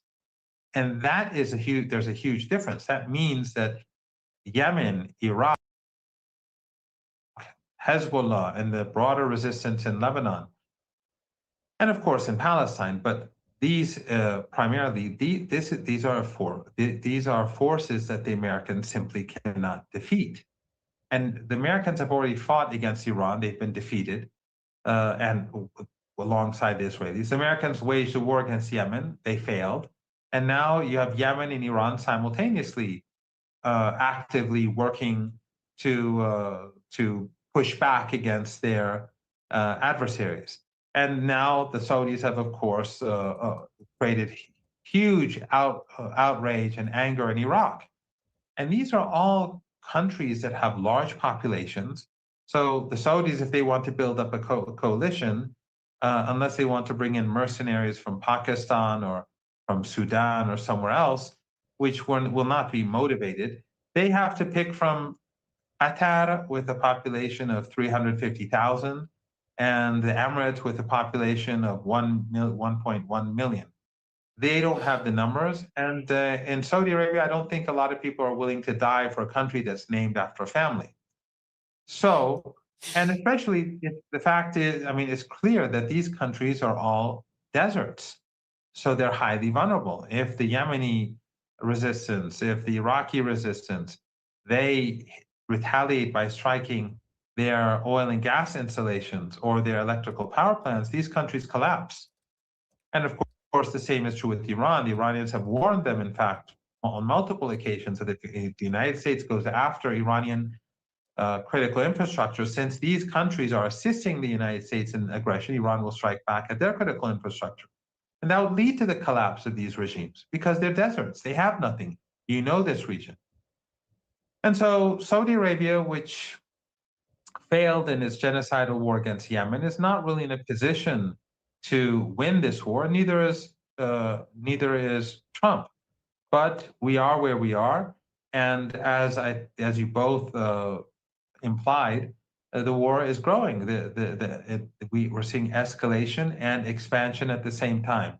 And then you have, of course, Ukraine. Now, the Ukrainian situation is interesting because initially, when the Ukrainians hit a ship in the Caspian Sea, they claimed it was carrying military hardware. But the people who worked on the ship, it turned out that the ship was privately owned, and the sailors on the ship were smart enough to, well, except for the person who was killed, they were smart and they filmed the attack, and they showed that they were carrying goods that had nothing to do with the military. Initially, Zelensky, the head of Ukraine, can't call him a president because there are no elections, but he justified the attack. And so it seemed that he was attempting to sort of melt the two wars and bring them together, make them one war, the war in Ukraine and the war in West Asia. And since the targeting must have had CIA support, because he does not have those capabilities in his attacks on Russia, as far as I know, NATO without the CIA doesn't have that ability either. It is believed that the United States was pursuing that policy, and which I think would have been very foolish because it also brings Iran and Russia even closer to each other. But in any case, subsequently, the foreign minister of Ukraine, around the time when Zelensky was meeting Trump, he goes and contacts the Iranians and backs down. And so it's not clear what brought about this change. Was it that the White House did not know what the CIA had done and did not approve, or the White House initially approved of this but later changed its mind? This we don't know. But at least what we are seeing for the time being is the Zelensky regime backing down from its previous position. But the Iranian threat of retaliation is still there. I don't know if it is going to be carried out anytime soon, or in what way it's going to be carried out. But the case is not closed. Well, we'll have to see where else this expands to next. Trump is incredibly frustrated, as you see, because he just doesn't know. He's like, I don't know how to win this because he can't. We really appreciate you, Professor Mohammad Marandi, for coming on and breaking all this down. Hope to have you back on soon. Thank you so much. Stay safe out there. Thank you very much for having me, and I hope you both stay safe too.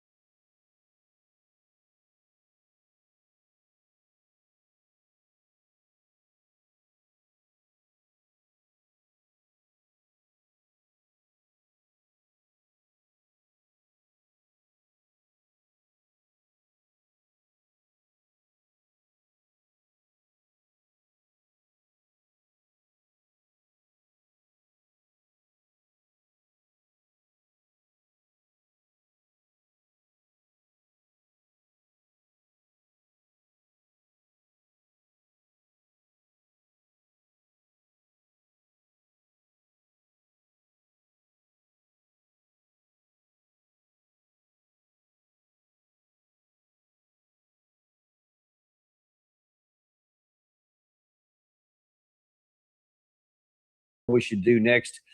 And that seems to have come back again. These are videoed images shown by Central Command about other things they hit.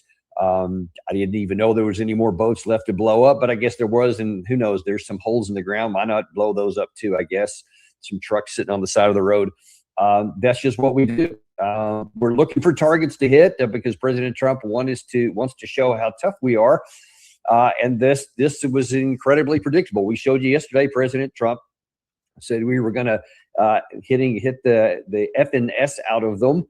And because he didn't like the fact that they shot some ballistic missiles, which he claimed was shot down at us in Jordan. And so he promised that last night. And then overnight that actually happened. And just exactly as we predicted, and the Iranian side fired back and they hit our targets in Kuwait and Jordan. The Iranian side is claiming that they have actually knocked out 3 American F-35s on the ground and some helicopters. We don't have any independent confirmation. We don't know if that's true, but based on previous history, whatever the Iranians shot at, they hit. We can imagine they hit something. Whether they actually got an aircraft or not remains to be seen. We'll take care of that once we have some kind of confirmation. But the bottom line is, where are we going? What is the purpose here? What is the intent here? What is the attainable objective that using lethal military power is going to advance the needs and the interest of the United States? How is this going to get the Strait of Hormuz open? How is this going to compel submission on the part of the Iranians? Those are all the questions that are supposed to be asked before anything starts. But as you know from watching, and you can tell from the tone of my voice, none of them are. If they were ever asked, they certainly weren't answered. In fact, it looks like we just said, you know what? I mean, they shot some missiles at us. I guess we should shoot some at them. And then I guess we'll just see whatever happens in return. And then I guess we'll figure out what to do tomorrow. Because what are we going to do tomorrow? I ask this every single time. I did it all 13 days of the last time. We're going to ask it here. And what? So Iran fires some ballistic missiles at our base in Jordan. We fire back at them and hit a pretty substantial target list from what I had seen. I think there was 9 separate places that we targeted. I don't know how many shots in each one of the places, but a pretty robust shot. And then the Iranian side has fired back here afterwards. Now what? Are we going to say, all right, that's a tit for tat, that's done? Or are we going to say, hang on, you fired at Jordan, we fired at this stuff last night, and then you fired back at Kuwait, so now it's our turn. And in fact, if there's any kind of a strategy that we're employing here, it may be this whole "it's my turn," as President Trump said yesterday. We're going to be hitting them very hard because it's our turn to hit them. They know it's coming. They're asking us not to do it, but they tried shooting it last night. So we had 5 rockets shot going 8,500 miles an hour, and all 5 rockets were knocked down to the ground. But they nevertheless took a shot. So it's our turn. And we'll see if we get there with an agreement at some point, but we're going to hit them very hard. They've already apologized, but, we got to smack them a little bit. And Mr. President, what was going to hit back when they strike? Will I always hit back? Yes. Pretty much. They apologized. I'm sorry, we accidentally fired 8 ballistic missiles at your base. My bad. But then President Trump says, yeah, but we're going to hit. So we're going to shoot back. And yeah, it's my turn. And then he always throws that weird thing in there. And I just have to ask, I get it. A lot of people like President Trump. But at what point do we suspend disbelief in what we see with our own eyes is untrue? This claim that they're trying to make a deal. They're begging to make a deal. They called us to make a deal. I think we're still going to make a deal. What are you talking about? What deal is even imaginary on the table? There is no deal. We took the memorandum of understanding, and within days, we inserted ourselves into the Strait of Hormuz administration, which we did not sign up for. In fact, we specifically signed up that the Iranian side would have the control, and for 30 days, they would come up with the system, and then they would control it for 60 days with no fees, and the strait would be open. And then after that 60 days, then Iran and Oman would have control over the Strait of Hormuz. And they were very clear that they were not going to charge fees for 60 days. And they were equally clear that they would charge a fee going forward. But all that stuff was going to be negotiated. And then all the other things that were supposed to happen, the release of the energy sanctions on the Iranian side, the release of their frozen funds, talking about a $300 billion reconstruction funds, of course, the lifting of the blockades on both sides, and a number of other things, almost none of which were done. And then, of course, we added the one thing which wasn't in there, which is the southern corridor in the Omani waters and the Strait of Hormuz. Of course, that's what led to Iran eventually sending strikes into some of the ships that were not following their instructions. And then we started this whole tit for tat thing. And now everything blew up since that time. And again, we're left, what now? Where is this going? Now, that's more than just a rhetorical question. In fact, it's been in the news here lately. There's been some sources that have been leaking that senior administration officials and Trump himself are exasperated on Iran, with officials lacking consensus on a strategy. No kidding. You think? I think this first came out on NBC News. A U.S. official said Trump's frustration stems from divisions over how to handle the war, which later escalated into the Iranian retaliation, the closure of the Strait of Hormuz, and a stalemate. After all this time, there is no unity, a senior official said. The source also claimed that Trump had erupted during a national security meeting last week, by the way, and shouted explicatives at advisors. Well, that's not a shock. White House Press Secretary Caroline Leavitt, however, denied the account, saying that this is false. Almost nothing she says is true either, so almost categorically just accept that as a confirmation. The president is not going to stand by as they break the memorandum of understanding, kill our soldiers, and fire at our ships in the strait. So until that behavior changes, his behavior will not change. He's locked and loaded to keep punishing Iran. Now, I think there's a lot more truth to this and a lot more exposure than anybody's even aware, and certainly Caroline Leavitt or President Trump are not aware here. But you see that, first of all, we convince ourselves that the Iranian side broke the MOU. And we cite as evidence the fact that the Iranian side fired on the ships that were transiting the Omani corridor, which, of course, we did not sign up for. We never signed anything that allowed us to insert into this Oman corridor. The only thing that was in the MOU that we signed, President Trump personally signed, was that Iran would have administrative control, period. So then within days, we go and we set up the southern corridor that sets up this expected conflict. And the Iranian side has said, we're not giving up we're not backing down anymore. So basically, it was a challenge. We put a challenge to them right away to see if we could get by with them saying, well, we want to get our money and we want to get the release of our frozen funds. So we will allow you to go through the southern corridor. I think that was the plan. It didn't work, because Iran now says that we want the money, but it's not that big of a deal. What we need is our sovereignty and to set the stage that we're calling the shots in the Strait of Hormuz. That's what we've seen. And so that's what they did. And even with all these 13 straight days of war and the tit for tats that happened around this time, I think since 7th of July, they never budged. And every time ships tried to go through, some number of them were attacked. Many of them got hit. And of course, the United States hit some of the Iranian ships as well. So this is also a tit for tat in that direction here. But you see in this comment here that from Caroline Leavitt basically says that, they can't violate the memorandum of understanding. They can't kill our soldiers and fire at our ships in the strait. And so until that changes, our behavior will not change. And he's locked and loaded to keep punishing. That's it. I mean, it's punishing Iran. They do something we don't like. They called our bluff on the transit of the Strait of Hormuz. We didn't like that, so we're going to punish Iran. My opening question here, where is this going? And then what? They never answer that part, because President Trump, I think, only thinks in about 24-hour increments. I don't think he thinks even the next day. And so now then, he's faced with, again, his national security meetings, I'm sure this morning. They said that he hit Kuwait. Whether we hit the F-35s or whether they hit the F-35s or not remains to be seen. But they hit something. There was reports of fires and a bunch of other stuff in Kuwait, and these other places that were hit as well. And there could well be more, for all we know.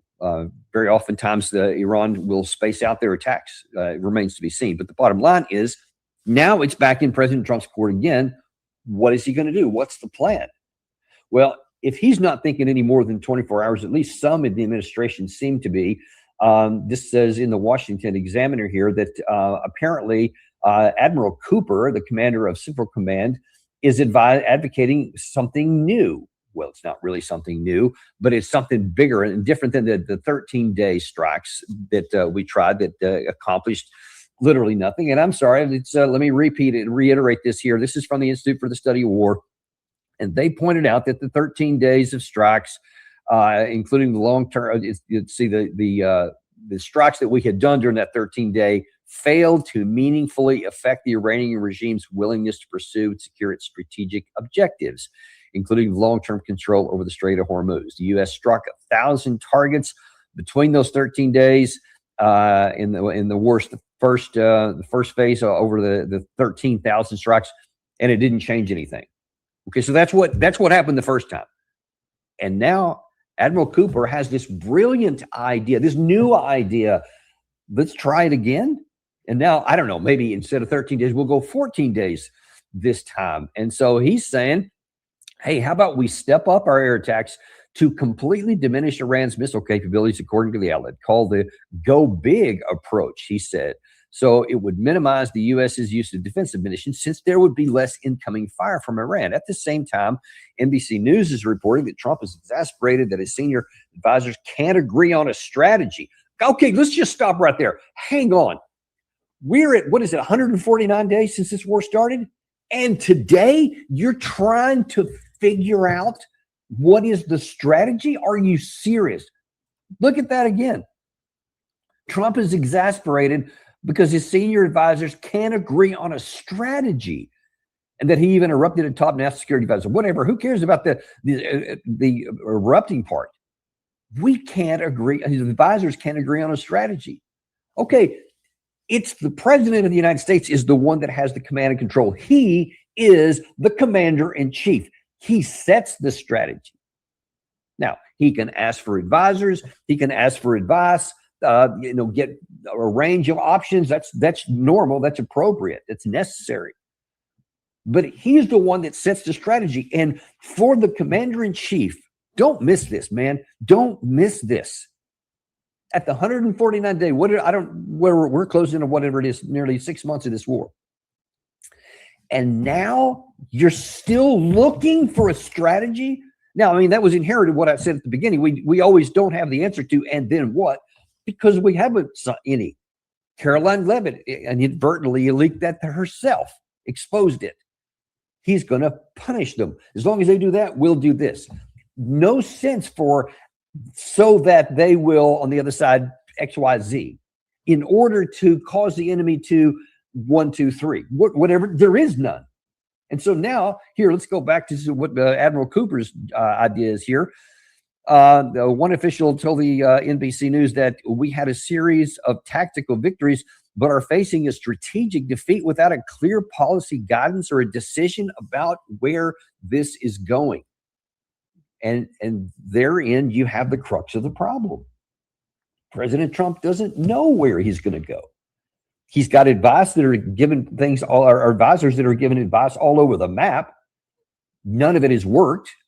So whatever Benjamin Netanyahu told him in February, that obviously didn't work, because it did the decapitation and the assassination of all these different people, and the killing of the kids in the school on day one, and the assassination of other leaders that followed in the next few days. It did not cause the collapse of the government, didn't cause people to rise up. Oh, snap. Well, I guess now we'll just have to blow up their missiles. And so that didn't work. And let's even go back here to look at this first party here. This is one of the most embarrassing statements made by Admiral Cooper that I can imagine. If he believes this is accurately reported, this by itself is a huge evidence of a problem. He's in favor, Admiral Cooper, of stepping up U.S. air attacks to, quote, completely diminish Iran's missile capabilities. Are you effing kidding me? Again, 150 some odd days since this war started. The 40-day bombing campaign, which was designed to take away their offensive missile capabilities. Remember President Trump's famous or infamous opening day speech, where he talked about what we're going to do. We're going to completely destroy their missile capabilities. We didn't even dent it. We marginally minimized it for a period of time. And then roughly 2 months of a blockade, and the ceasefire that went along with it allowed them to dig out from the rest of it and bring what limited damage we had done back up to fully operational capacity. The 13 days did not succeed, failed to meaningfully affect the Iranian regime's willingness to pursue peace. And now you want to try another 14-day just with more bombs? What is wrong with these people? How many times can you do something and it not work? And then your brilliant commanders come back and say, let's do it again. And your commander-in-chief doesn't know what the hell he wants to accomplish and himself has no idea how war works. He doesn't know the fundamentals of military engagement. He doesn't know how balance of power works. And apparently he doesn't know how ammunition works. Because he's considering, and Admiral Cooper is advising, to burn through even more of our interceptor missile capabilities, more of our offensive missile capabilities.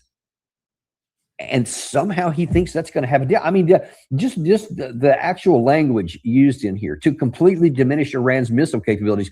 And then he just said that would minimize the U.S.'s use of defensive munitions, i.e. interceptor missiles, since there would be less incoming fire from Iran. Based on what? A fantasy. A unicorn, maybe? We should send the unicorn brigade over there and that'll knock all their missiles out. And then we don't have to worry about interceptor missiles. We don't have to worry about the THAADs, the PAC-3s, the SM-3s, the SM-6s. We don't have to worry about any of that because there just won't be any, because we'll have gotten their offensive stuff out by our go big approach. The go big, medium, small, whatever we did didn't work before. And hitting the same targets, meaning those missile cities, with the same missiles and expecting somehow magically unicorn-like there's going to be a different outcome, that is not merely insane. That is self-defeating. That is setting us up for a strategic defeat when you have that kind of incompetence. And again, look, we can understand President Trump having that kind of incompetence, just being honest. He's a businessman. He's a real estate guy. He doesn't know anything about war. What does he have any idea about combat? Only what somebody tells him. He himself has no basis of understanding, so that when he's given advice that's on completely different ends of the spectrum, he himself has no way to assess who's right and who's wrong. But for Admiral Cooper to be making this suggestion this late in the game, after it's already been tried twice before, and he doesn't have new ammunition, he's just got the same stuff. Iran, it's not new targets you're going to have to go after, it's the same ones. Why would you advocate going after it again? And listen, it's not neutral here. This is an estimate here of how many of the SM-3s, the SM-6s, the THAADs, and the PAC-3. These are all the various interceptor missiles. SM-3s and SM-6 are primarily, if not exclusively, I think, air-launched missiles to try to intercept enemy ballistic missiles, etc. Of course, the PAC-3 is the Patriot interceptors. THAADs are the high altitude, the longer range stuff. You see, we've used, and this is based on open source information, so it's an estimate, but it's about the best that we can get without classified knowledge. Somewhere around 200, 250 have been used totally. And by the way, I did some research here to go back, including everything we have given away to Ukraine, everything we've given away to Israel since their war in 2023, and Ukraine, of course, since 2022, and then everything we ourselves have fired in both the Red Sea and in the war against Iran so far. This is cumulative total. So you see about 200 to 250 THAAD interceptors, somewhere around 300, 350 SM-6s, and then of course, you see that big one there, PAC-3, or the MACs, different variants of the interceptor missiles, somewhere up to about 1,800, between 1,400 and 1,800. Again, this is not classified, so we have to make some assumptions based on a number of different inputs. But that's how many we've used so far. We have not won the war against Russia.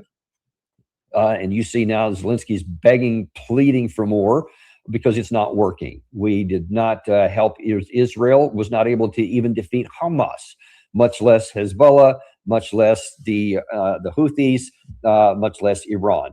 And of course, we have not been able to win our war. And that's what we've expended so far. And then you take a look at this chart here, which shows the cumulative number that were built by basically looking at financial data where we allocated money towards these and the NDAAs and other kinds of open source. We have a pretty good idea how many were built.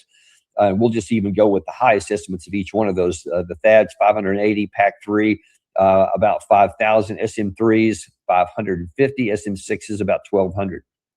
Then you see on the right-hand side there, if you can read that number here, that's the current active inventory based on everything that's been used over that time. And of course, then we're constantly building some new in here. So it's not just take all that had been expended and then take it from the initial inventory. This is what we currently have. Somewhere around 400 of the THAADs, somewhere around 2,000, 2,500 of the PAC-3s, SM-3s, and 6s. You see about 400 some odd, and about 800 or so of the SM-6s. And now then you want to go back and use some more to again prove what we can't do, what we can't hit. And you just got to start asking yourself, how far down are we going to get? If that's our global inventory, and we've given a bunch away to Ukraine, they're asking for more. We've given to Israel, they're asking for more. And now we're burning through all of our own here. And a lot of those, I think, like the SM-3s and the SM-6s are also shot off aircraft carriers, et cetera. So that's some of our aircraft carriers from the aviation that are on those. So what does that do to our national security capability in the Indo-Pacific? What does that do to our defensive capacity in Europe if we should get into a war? God forbid that we should get into a war with Russia if that spills over. We talk about that a lot. That's not exactly a hypothetical possibility that there could be war. What are we going to do then? And these are just on the interceptors. I didn't have time to put together the charts on the offensive missiles, primarily the JASSMs and the Tomahawk cruise missiles. So we are also running very, very low on those in the offensive. Now that means we will go to the JDAMs and the small diameter bombs. It's called the SDBs. We have probably quite a bit more of those, but those come at a cost to how to use them, because you have to use aviation primarily, I think exclusively, to get those things into the fight. And they have far shorter range than the JASSM or the Tomahawk, which means you've got to be a lot closer to the target so that you're going to put the risk, those airframes, and that you also are going to burn up those airframes and the pilots on a war we don't even need and cannot win. And I'm telling you, you are burning through the lifespan of these aircraft at a much accelerated pace from what they're designed for, moving closer to the day to where they're going to start breaking down more and they're going to have to be replaced, but we don't have the projected funding over that period of time to get them. It takes a long time, many, many years to build an advanced fighter, and you're going to be burning through them here. What is going to happen elsewhere? Do you understand? We have a global requirement. Now, I think we should pare that back greatly. I don't think we should. I think that we should have a strong, powerful national defense to prevent anybody from attacking our country. But that we should not be going in search of dragons to slay everywhere in the world, which right now is the case. So we are weakening our national defense everywhere while having this national security strategy that asks us to be everywhere to do everything at one time, and we can't.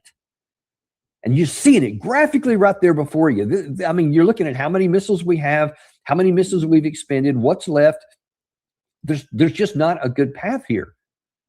And kind of circling back to the bad advice President Trump is getting, and it talked about in those articles, he's getting it from various sides here.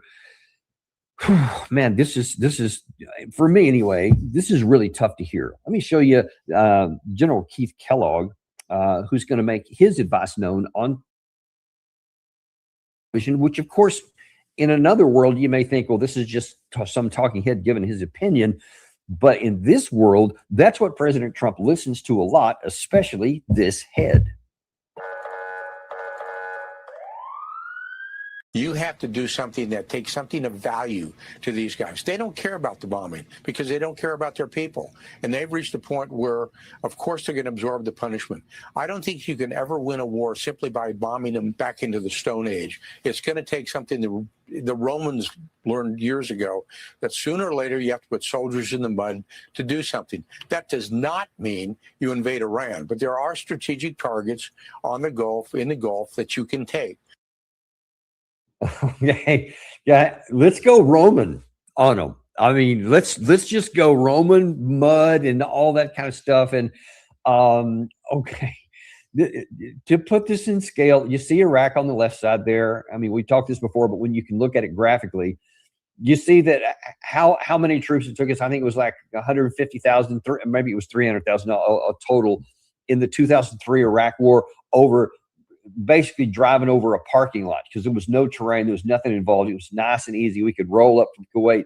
We could poise all of our ships in the Persian Gulf there. We went through the Jabal port in Saudi Arabia. We staged in the desert.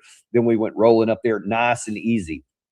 And against a very weakened enemy that had no ballistic missiles, that had no drones, and had a very poor conventional force. That's what we did. That's what our boots, our Roman muddy boots, did back in 2003. And of course, in 1991, when I was part of that force and did land in all those same places, and we had somewhere allied together about 500,000. Now that you see the Iranian side there, and you see, of course, the Zagros Mountains and all those, hundreds of miles of this mountain ranges that you would have to negotiate through, and actually put together this map here that when you take a look at what are even the possible invasion routes to actually get into Iran through those mountains, you see the blue arrow up in the top. That's up in some of the Kurdish area. The red arrow there, just see opposite of Baghdad. That's one of the more direct routes, but you see all of those are circuitous. They go into these mountain ranges. And when you actually take a look at the map, the physical map and the Google Maps, which I showed you, which have the terrain on them and all that, that shows you just exactly how hard that would be to get in through there. In fact, let me actually do that. Let me show you that just so you can get an even better idea of how that would work. If the button, well, there we go. So let's roll in here. So you see that one of them would come in through the upper part here. This is one that might be the so-called easiest, but you see all of these mountain ranges. Let's throw that into 2D relief here. You would have to go through all of these. Now let's just take a look at here. You see, you can't go over the top of the mountains. This is why this is so important. You would have to come down a valley just like this, and you would have to roll up into all of these areas where you're constrained. Hey, Meanwhile, Dan, take the map off the screen.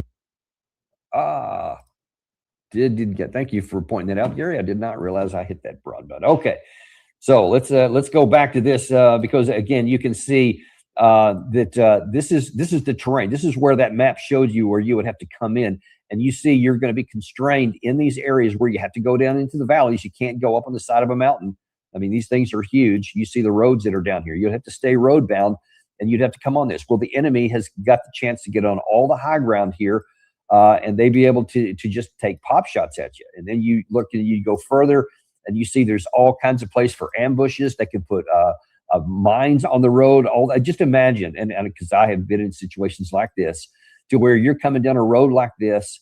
The enemy will then mine some of the areas right up here. You've got a column of tanks, say, for example, moving here. All of a sudden, they run into a minefield here. They have an ambush, and now all these vehicles are just lined up on this road. What do you think is going to happen in the modern era? Yeah, that's right.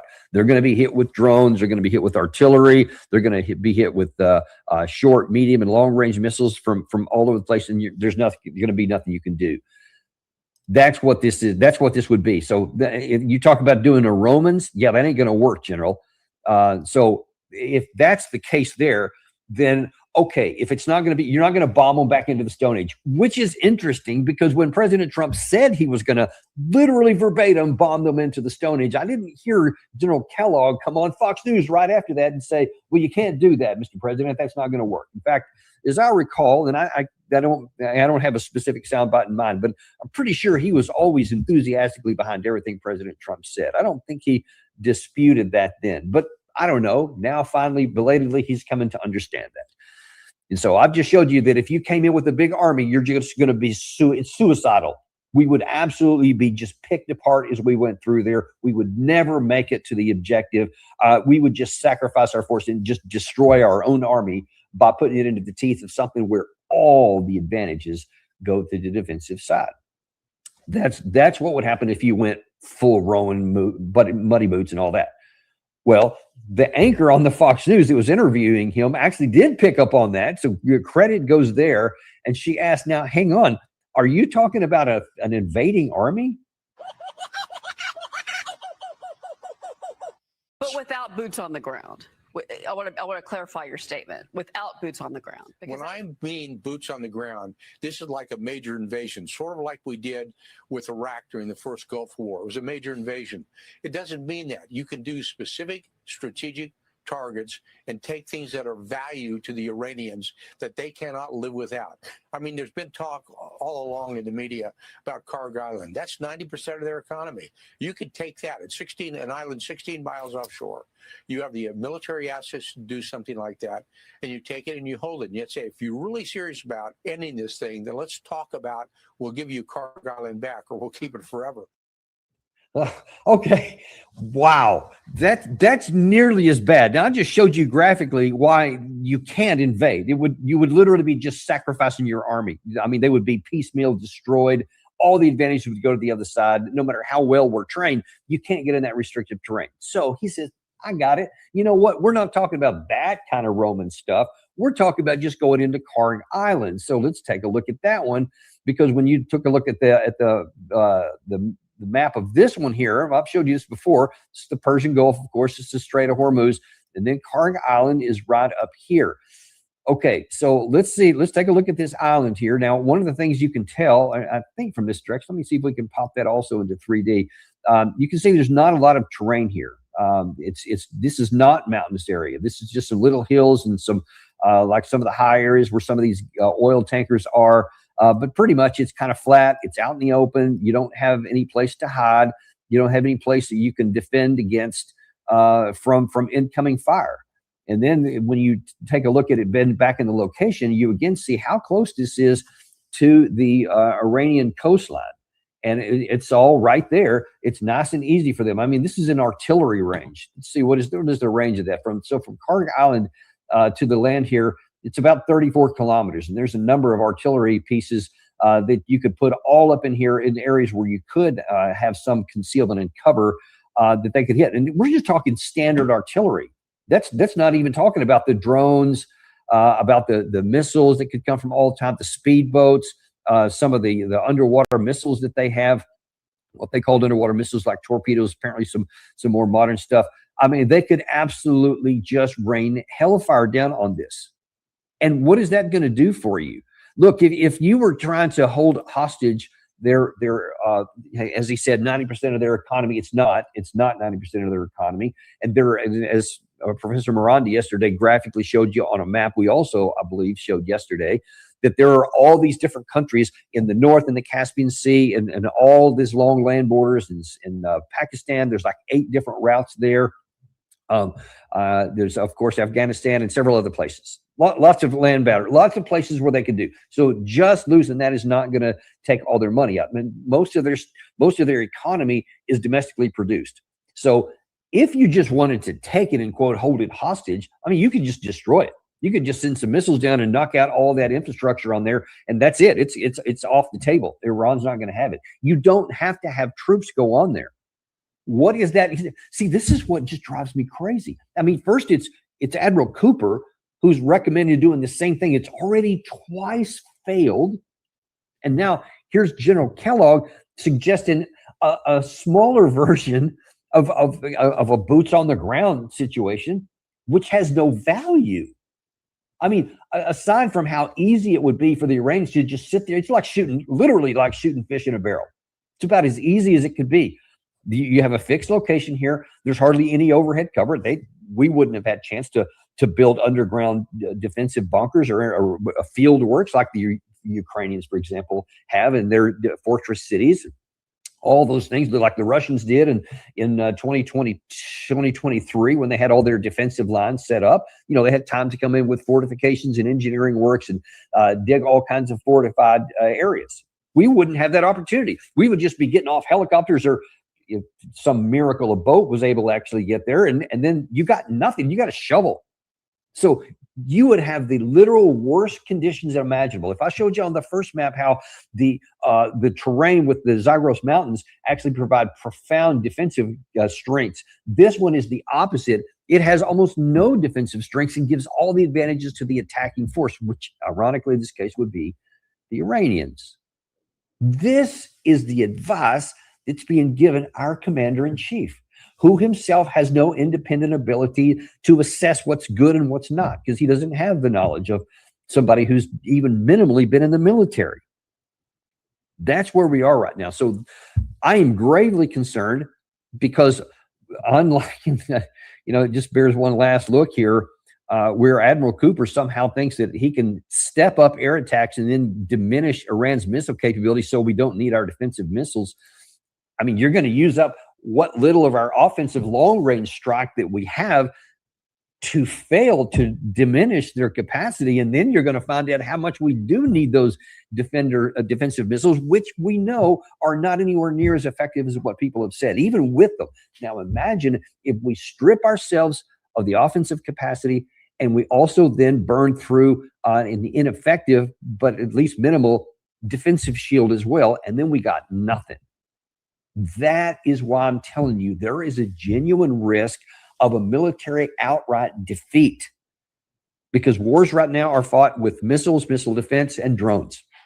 And if we don't have a sufficient number of drones, and right now we talk about, we paid attention to the Russia-Ukraine war and drones are going to be. Have you heard any major use of drones on the United States side? I've heard anecdotal use alone. So apparently we don't have that stuff ready to apply right now. So we're fighting with one hand tied behind our back, and we're running low on what we have in the other hand, which is the offensive and defensive missiles. But the Iranian side is not running short of any of them. And they're fighting the defensive. They're fighting on their home territory. They're fighting for their literal physical existence.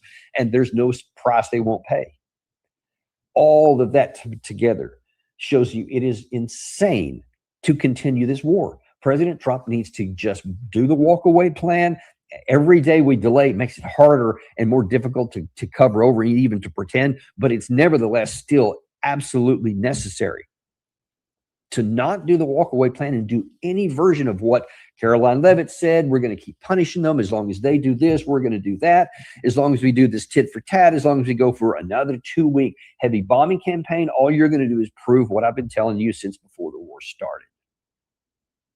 That's where we are, folks.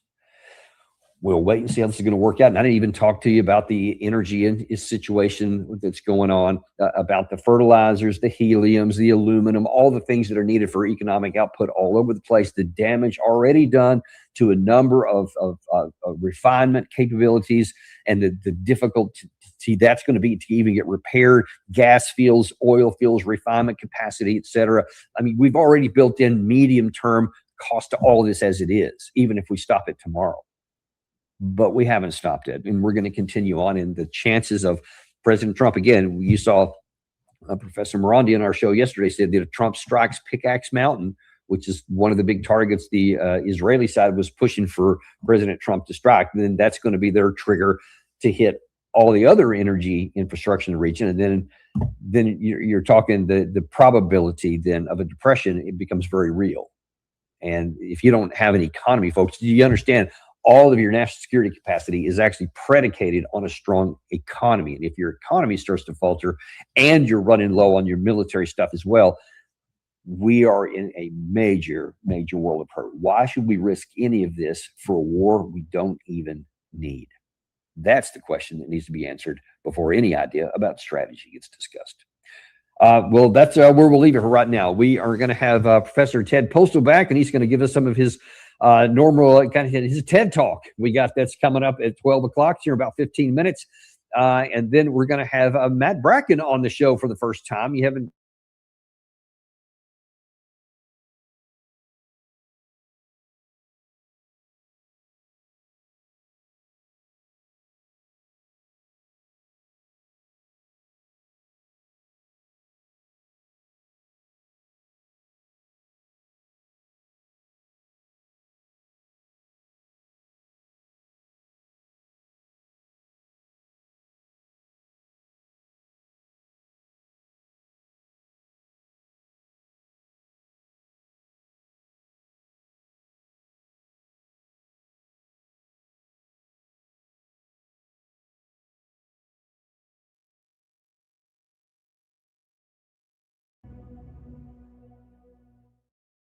Hello, everyone. Welcome back to another live stream, and thank you so much for tuning in to another show.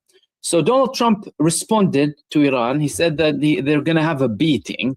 It wasn't that much of a beating, to be fair, and they killed innocent civilians in this attack against Iran that we spoke about on Real Media TV and my show MOD Uncensored. And now Iran had another response against the United States, but this time it was a pretty painful one, targeting an F-35 hangar, destroying and targeting 6 American F-35 fighter jets alongside other targets as well. What is Donald Trump going to do after this? I mean, he already lost so much. If we're talking about several F-35s, that's a huge blow for Donald Trump. In the meantime, Iran, of course, is preparing for something bigger, because there was a statement coming from Yemen that they are prepared for an all-out escalation with Saudi Arabia. Now that Saudi Arabia is threatening to increase the attacks against Yemen, Iran knows that there could be certain moves happening there. But also, there was a very important message coming from Iran following the attack that took place in Egypt. Very important stuff happening here. Let's begin with the statement of the IRGC. So they said the following: we destroyed 3 American F-35s and inflicted heavy damage on 3 others. This morning, the IRGC Aerospace Force fighters in attack the deployment ramp and maintenance hangar of American F-35 fighter jets at Al Azraq Air Base using several ballistic missiles, completely destroying 3 of them and inflicting heavy damage on 3 others. So in essence, you can say destroyed 6 of them. The United States and the most advanced fighter jet in the world, they targeted it with multiple hypersonic ballistic missiles, and Iran is now using some of its most advanced ballistic missiles. In the recent attack, it wasn't stated exactly which missiles, but they looked like some of the Hajj Qasim missiles. Extremely capable and excellent maneuverability, very high speed. And despite the fact that the United States said that they intercepted all of them, that didn't happen. As a matter of fact, just give it a couple of days. If you give it a couple of days, more statements will come out and satellite footage to show exactly the level of damage that happened in Al Azraq. But it wasn't only that.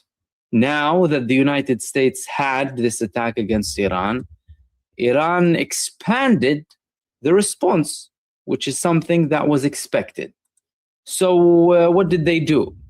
The Iranian army targeted US military installations at the Sheikh Isa base in Bahrain, and they announced that they inflicted significant damage on their capabilities as part of its response to the continued American attacks on Iran. Despite the US bases being equipped with multiple defense systems, they suffered serious damage to the combat capability and support for combat operations of the aggressor enemy forces, as it came in the statement. On the other hand, the IRGC this morning targeted the Ali Salim base in Kuwait, destroying 2 drone hangars and a fuel tank for military aircraft and helicopters inside the base. They added that the punishment of the aggressor will continue until the American occupiers are expelled from the region, calling on the people of Kuwait to understand the nature of these operations. Iran also published more footage now of its recent attacks against the United States, both from the Iranian army and from the IRGC. From the Iranian army, it came in the form of drones primarily, but from the IRGC, it was the hypersonic ballistic missiles, as we can see in this video over here. Just give me 1 second so I can share it with you. Yeah.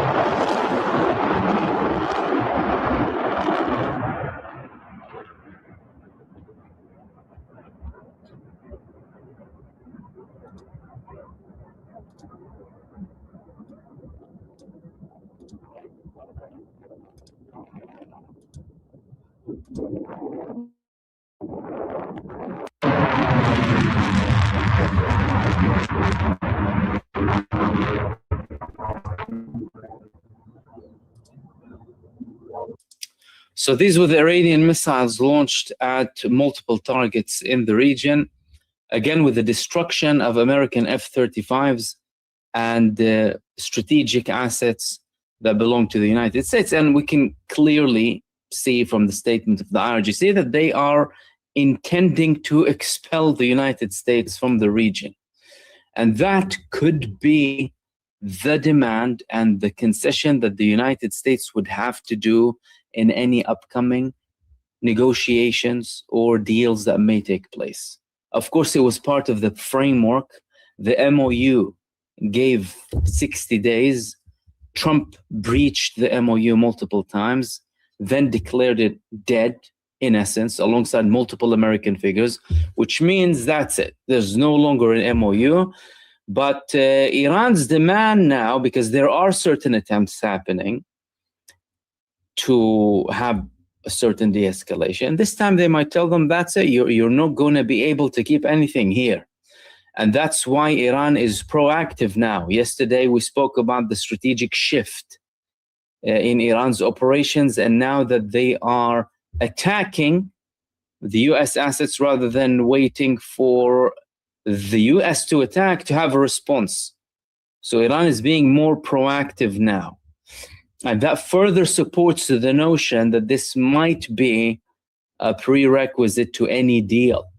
That the United States, that's it, regardless of any deals that they may have with certain powers in the region, that they have to get out. And that's it. And we wouldn't be surprised if this happens. I mean, Donald Trump has been increasingly making things worse for himself.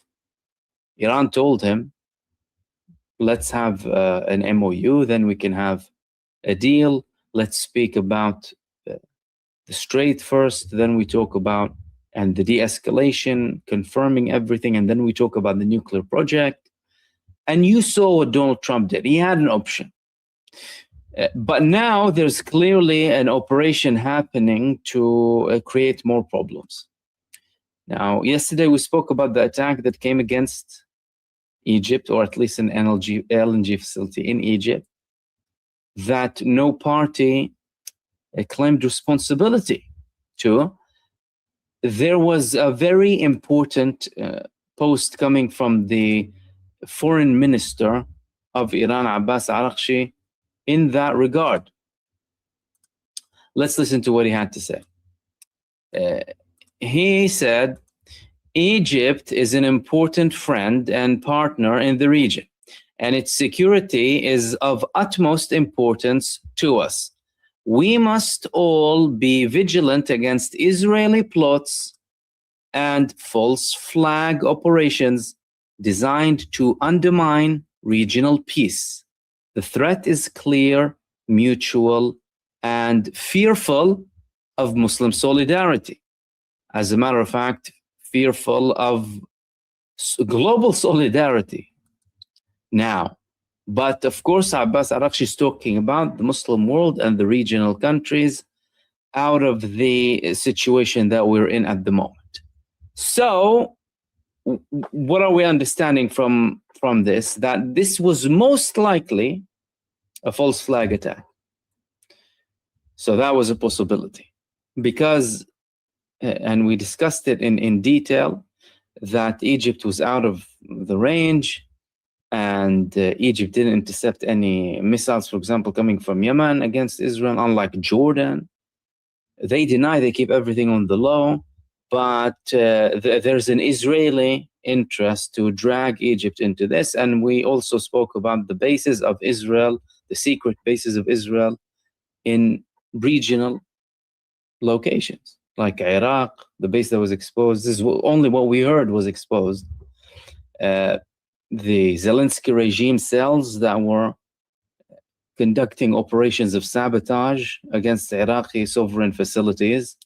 That was also revealed by the National Security Advisor of Iraq. And that could be part of this operation, a false flag operation to drag Egypt or cause friction, raise suspicion, create distrust, create confusion, sow division. All of that serves Israel. Likewise, with the escalation that's happening between Saudi Arabia and Yemen. But for some reason, the Saudi authorities are still insisting on this path, despite the fact that there is still an off-ramp. You know, things are still open there. However, there was a statement today from the leader of Ansarullah, Abdul Malik al-Houthi, who said that any escalation coming from Saudi Arabia will be met with an escalation from us, even if it's a comprehensive escalation. Let's go through what he said, or some of the things that he said. The leader of the movement, Abdul Malik al-Houthi, affirmed his country's readiness to confront the comprehensive Saudi escalation as revealed by current indicators of the comprehensive escalation. He said that Saudi Arabia's insistence would be met with dire consequences, warning that any country that gets involved in selling its aircraft to Saudi Arabia will ultimately lose. I think he made a hint here because they took down a Turkish drone the other day. He said that the aircraft that here we go. The aircraft that Turkey sells to Saudi Arabia and presents as the pride of Turkish industry will turn into a worthless commodity when it is shot down in Yemen. And I mean, in case you haven't seen that drone that was taken down by Ansarullah, we shared an image a couple of days ago that I would look and try and share it again with you now. But clearly from Yemen's perspective, Ansarullah, they are clearly in position of advanced air defense capabilities, especially that relate to drones. Don't forget, they took down many MQ-9s before. They took down American aircraft. They took down Israeli aircraft too. And now they shot down, and here it is. That is the photo of the Turkish drone that belonged to Saudi Arabia. So he said that it's going to be a worthless commodity when it's shot down in Yemen. And he also pointed out the outcome has been good since the establishment of the siege for siege equation in targeting Saudi oil tankers, preventing their movement, returning 16 ships, and shooting down spy planes. He warned Saudi Arabia, saying that the US, Britain, and Israeli occupation will not benefit it no matter what they do, and that if they participate in aggression and crime, our people are steadfast, relying on God and trusting in Him. Accordingly, he said that a serious move was necessary in response to the Saudi blockade, stressing the need to establish the blockade for blocking equation, adding, "This does not mean that we have ignored the reality of the nation around us or the Palestinian cause, but rather that our move in confronting Saudi aggression is in the same direction as the issues of our nation." He further, of course, spoke about Saudi Arabia playing a major role in serving Zionism and operating under the American Zionist umbrella. So the traditional resilience coming from Abdul Malik al-Houthi and statements that we've heard before, not backing down an inch from anything with either Israel or Saudi Arabia or the United States. Let's not forget these people faced a 10-year war. They also faced the genocide coalition, Britain and the United States, And they failed. The US and Britain failed with this coalition, and they had to have a deal. Israel wasn't happy with that, but they had to have a deal eventually. And chances are Saudi Arabia isn't going to succeed where the United States and Britain failed and where Israel failed too. And if the Saudi establishment makes the mistake of expanding further, they could be paying or will be paying a very heavy price, because you've seen the footage. Aramco was burning for several days. So that is a very big problem for Saudi Arabia. They're not interested in that. But if they do, and if they continue, that's going to be a very, very big problem. This is what happened in Saudi Arabia following the attacks of Ansarullah in Yemen. So they have a chance to de-escalate. They're not so far. And if they don't de-escalate, they're going to be paying a really heavy price. Now, one country that's paying another heavy price internally is Israel. You see, Israel has had a problem, despite the fact that they try and hide it. And, not many outlets like to speak about internal Israeli problems for some reason. Maybe because they believe that they're chosen and everything has to be right with them. No. A big problem happened today. 100 soldiers staged mass walkout at the Southern IDF base after row with their commander.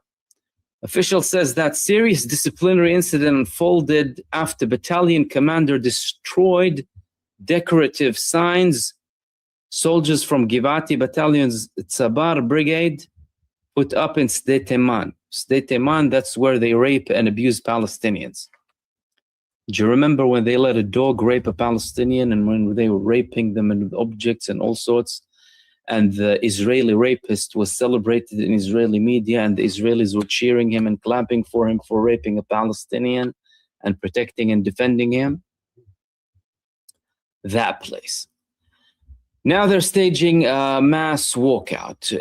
But the reason that the Israeli media is speaking about is a little bit pathetic, isn't it?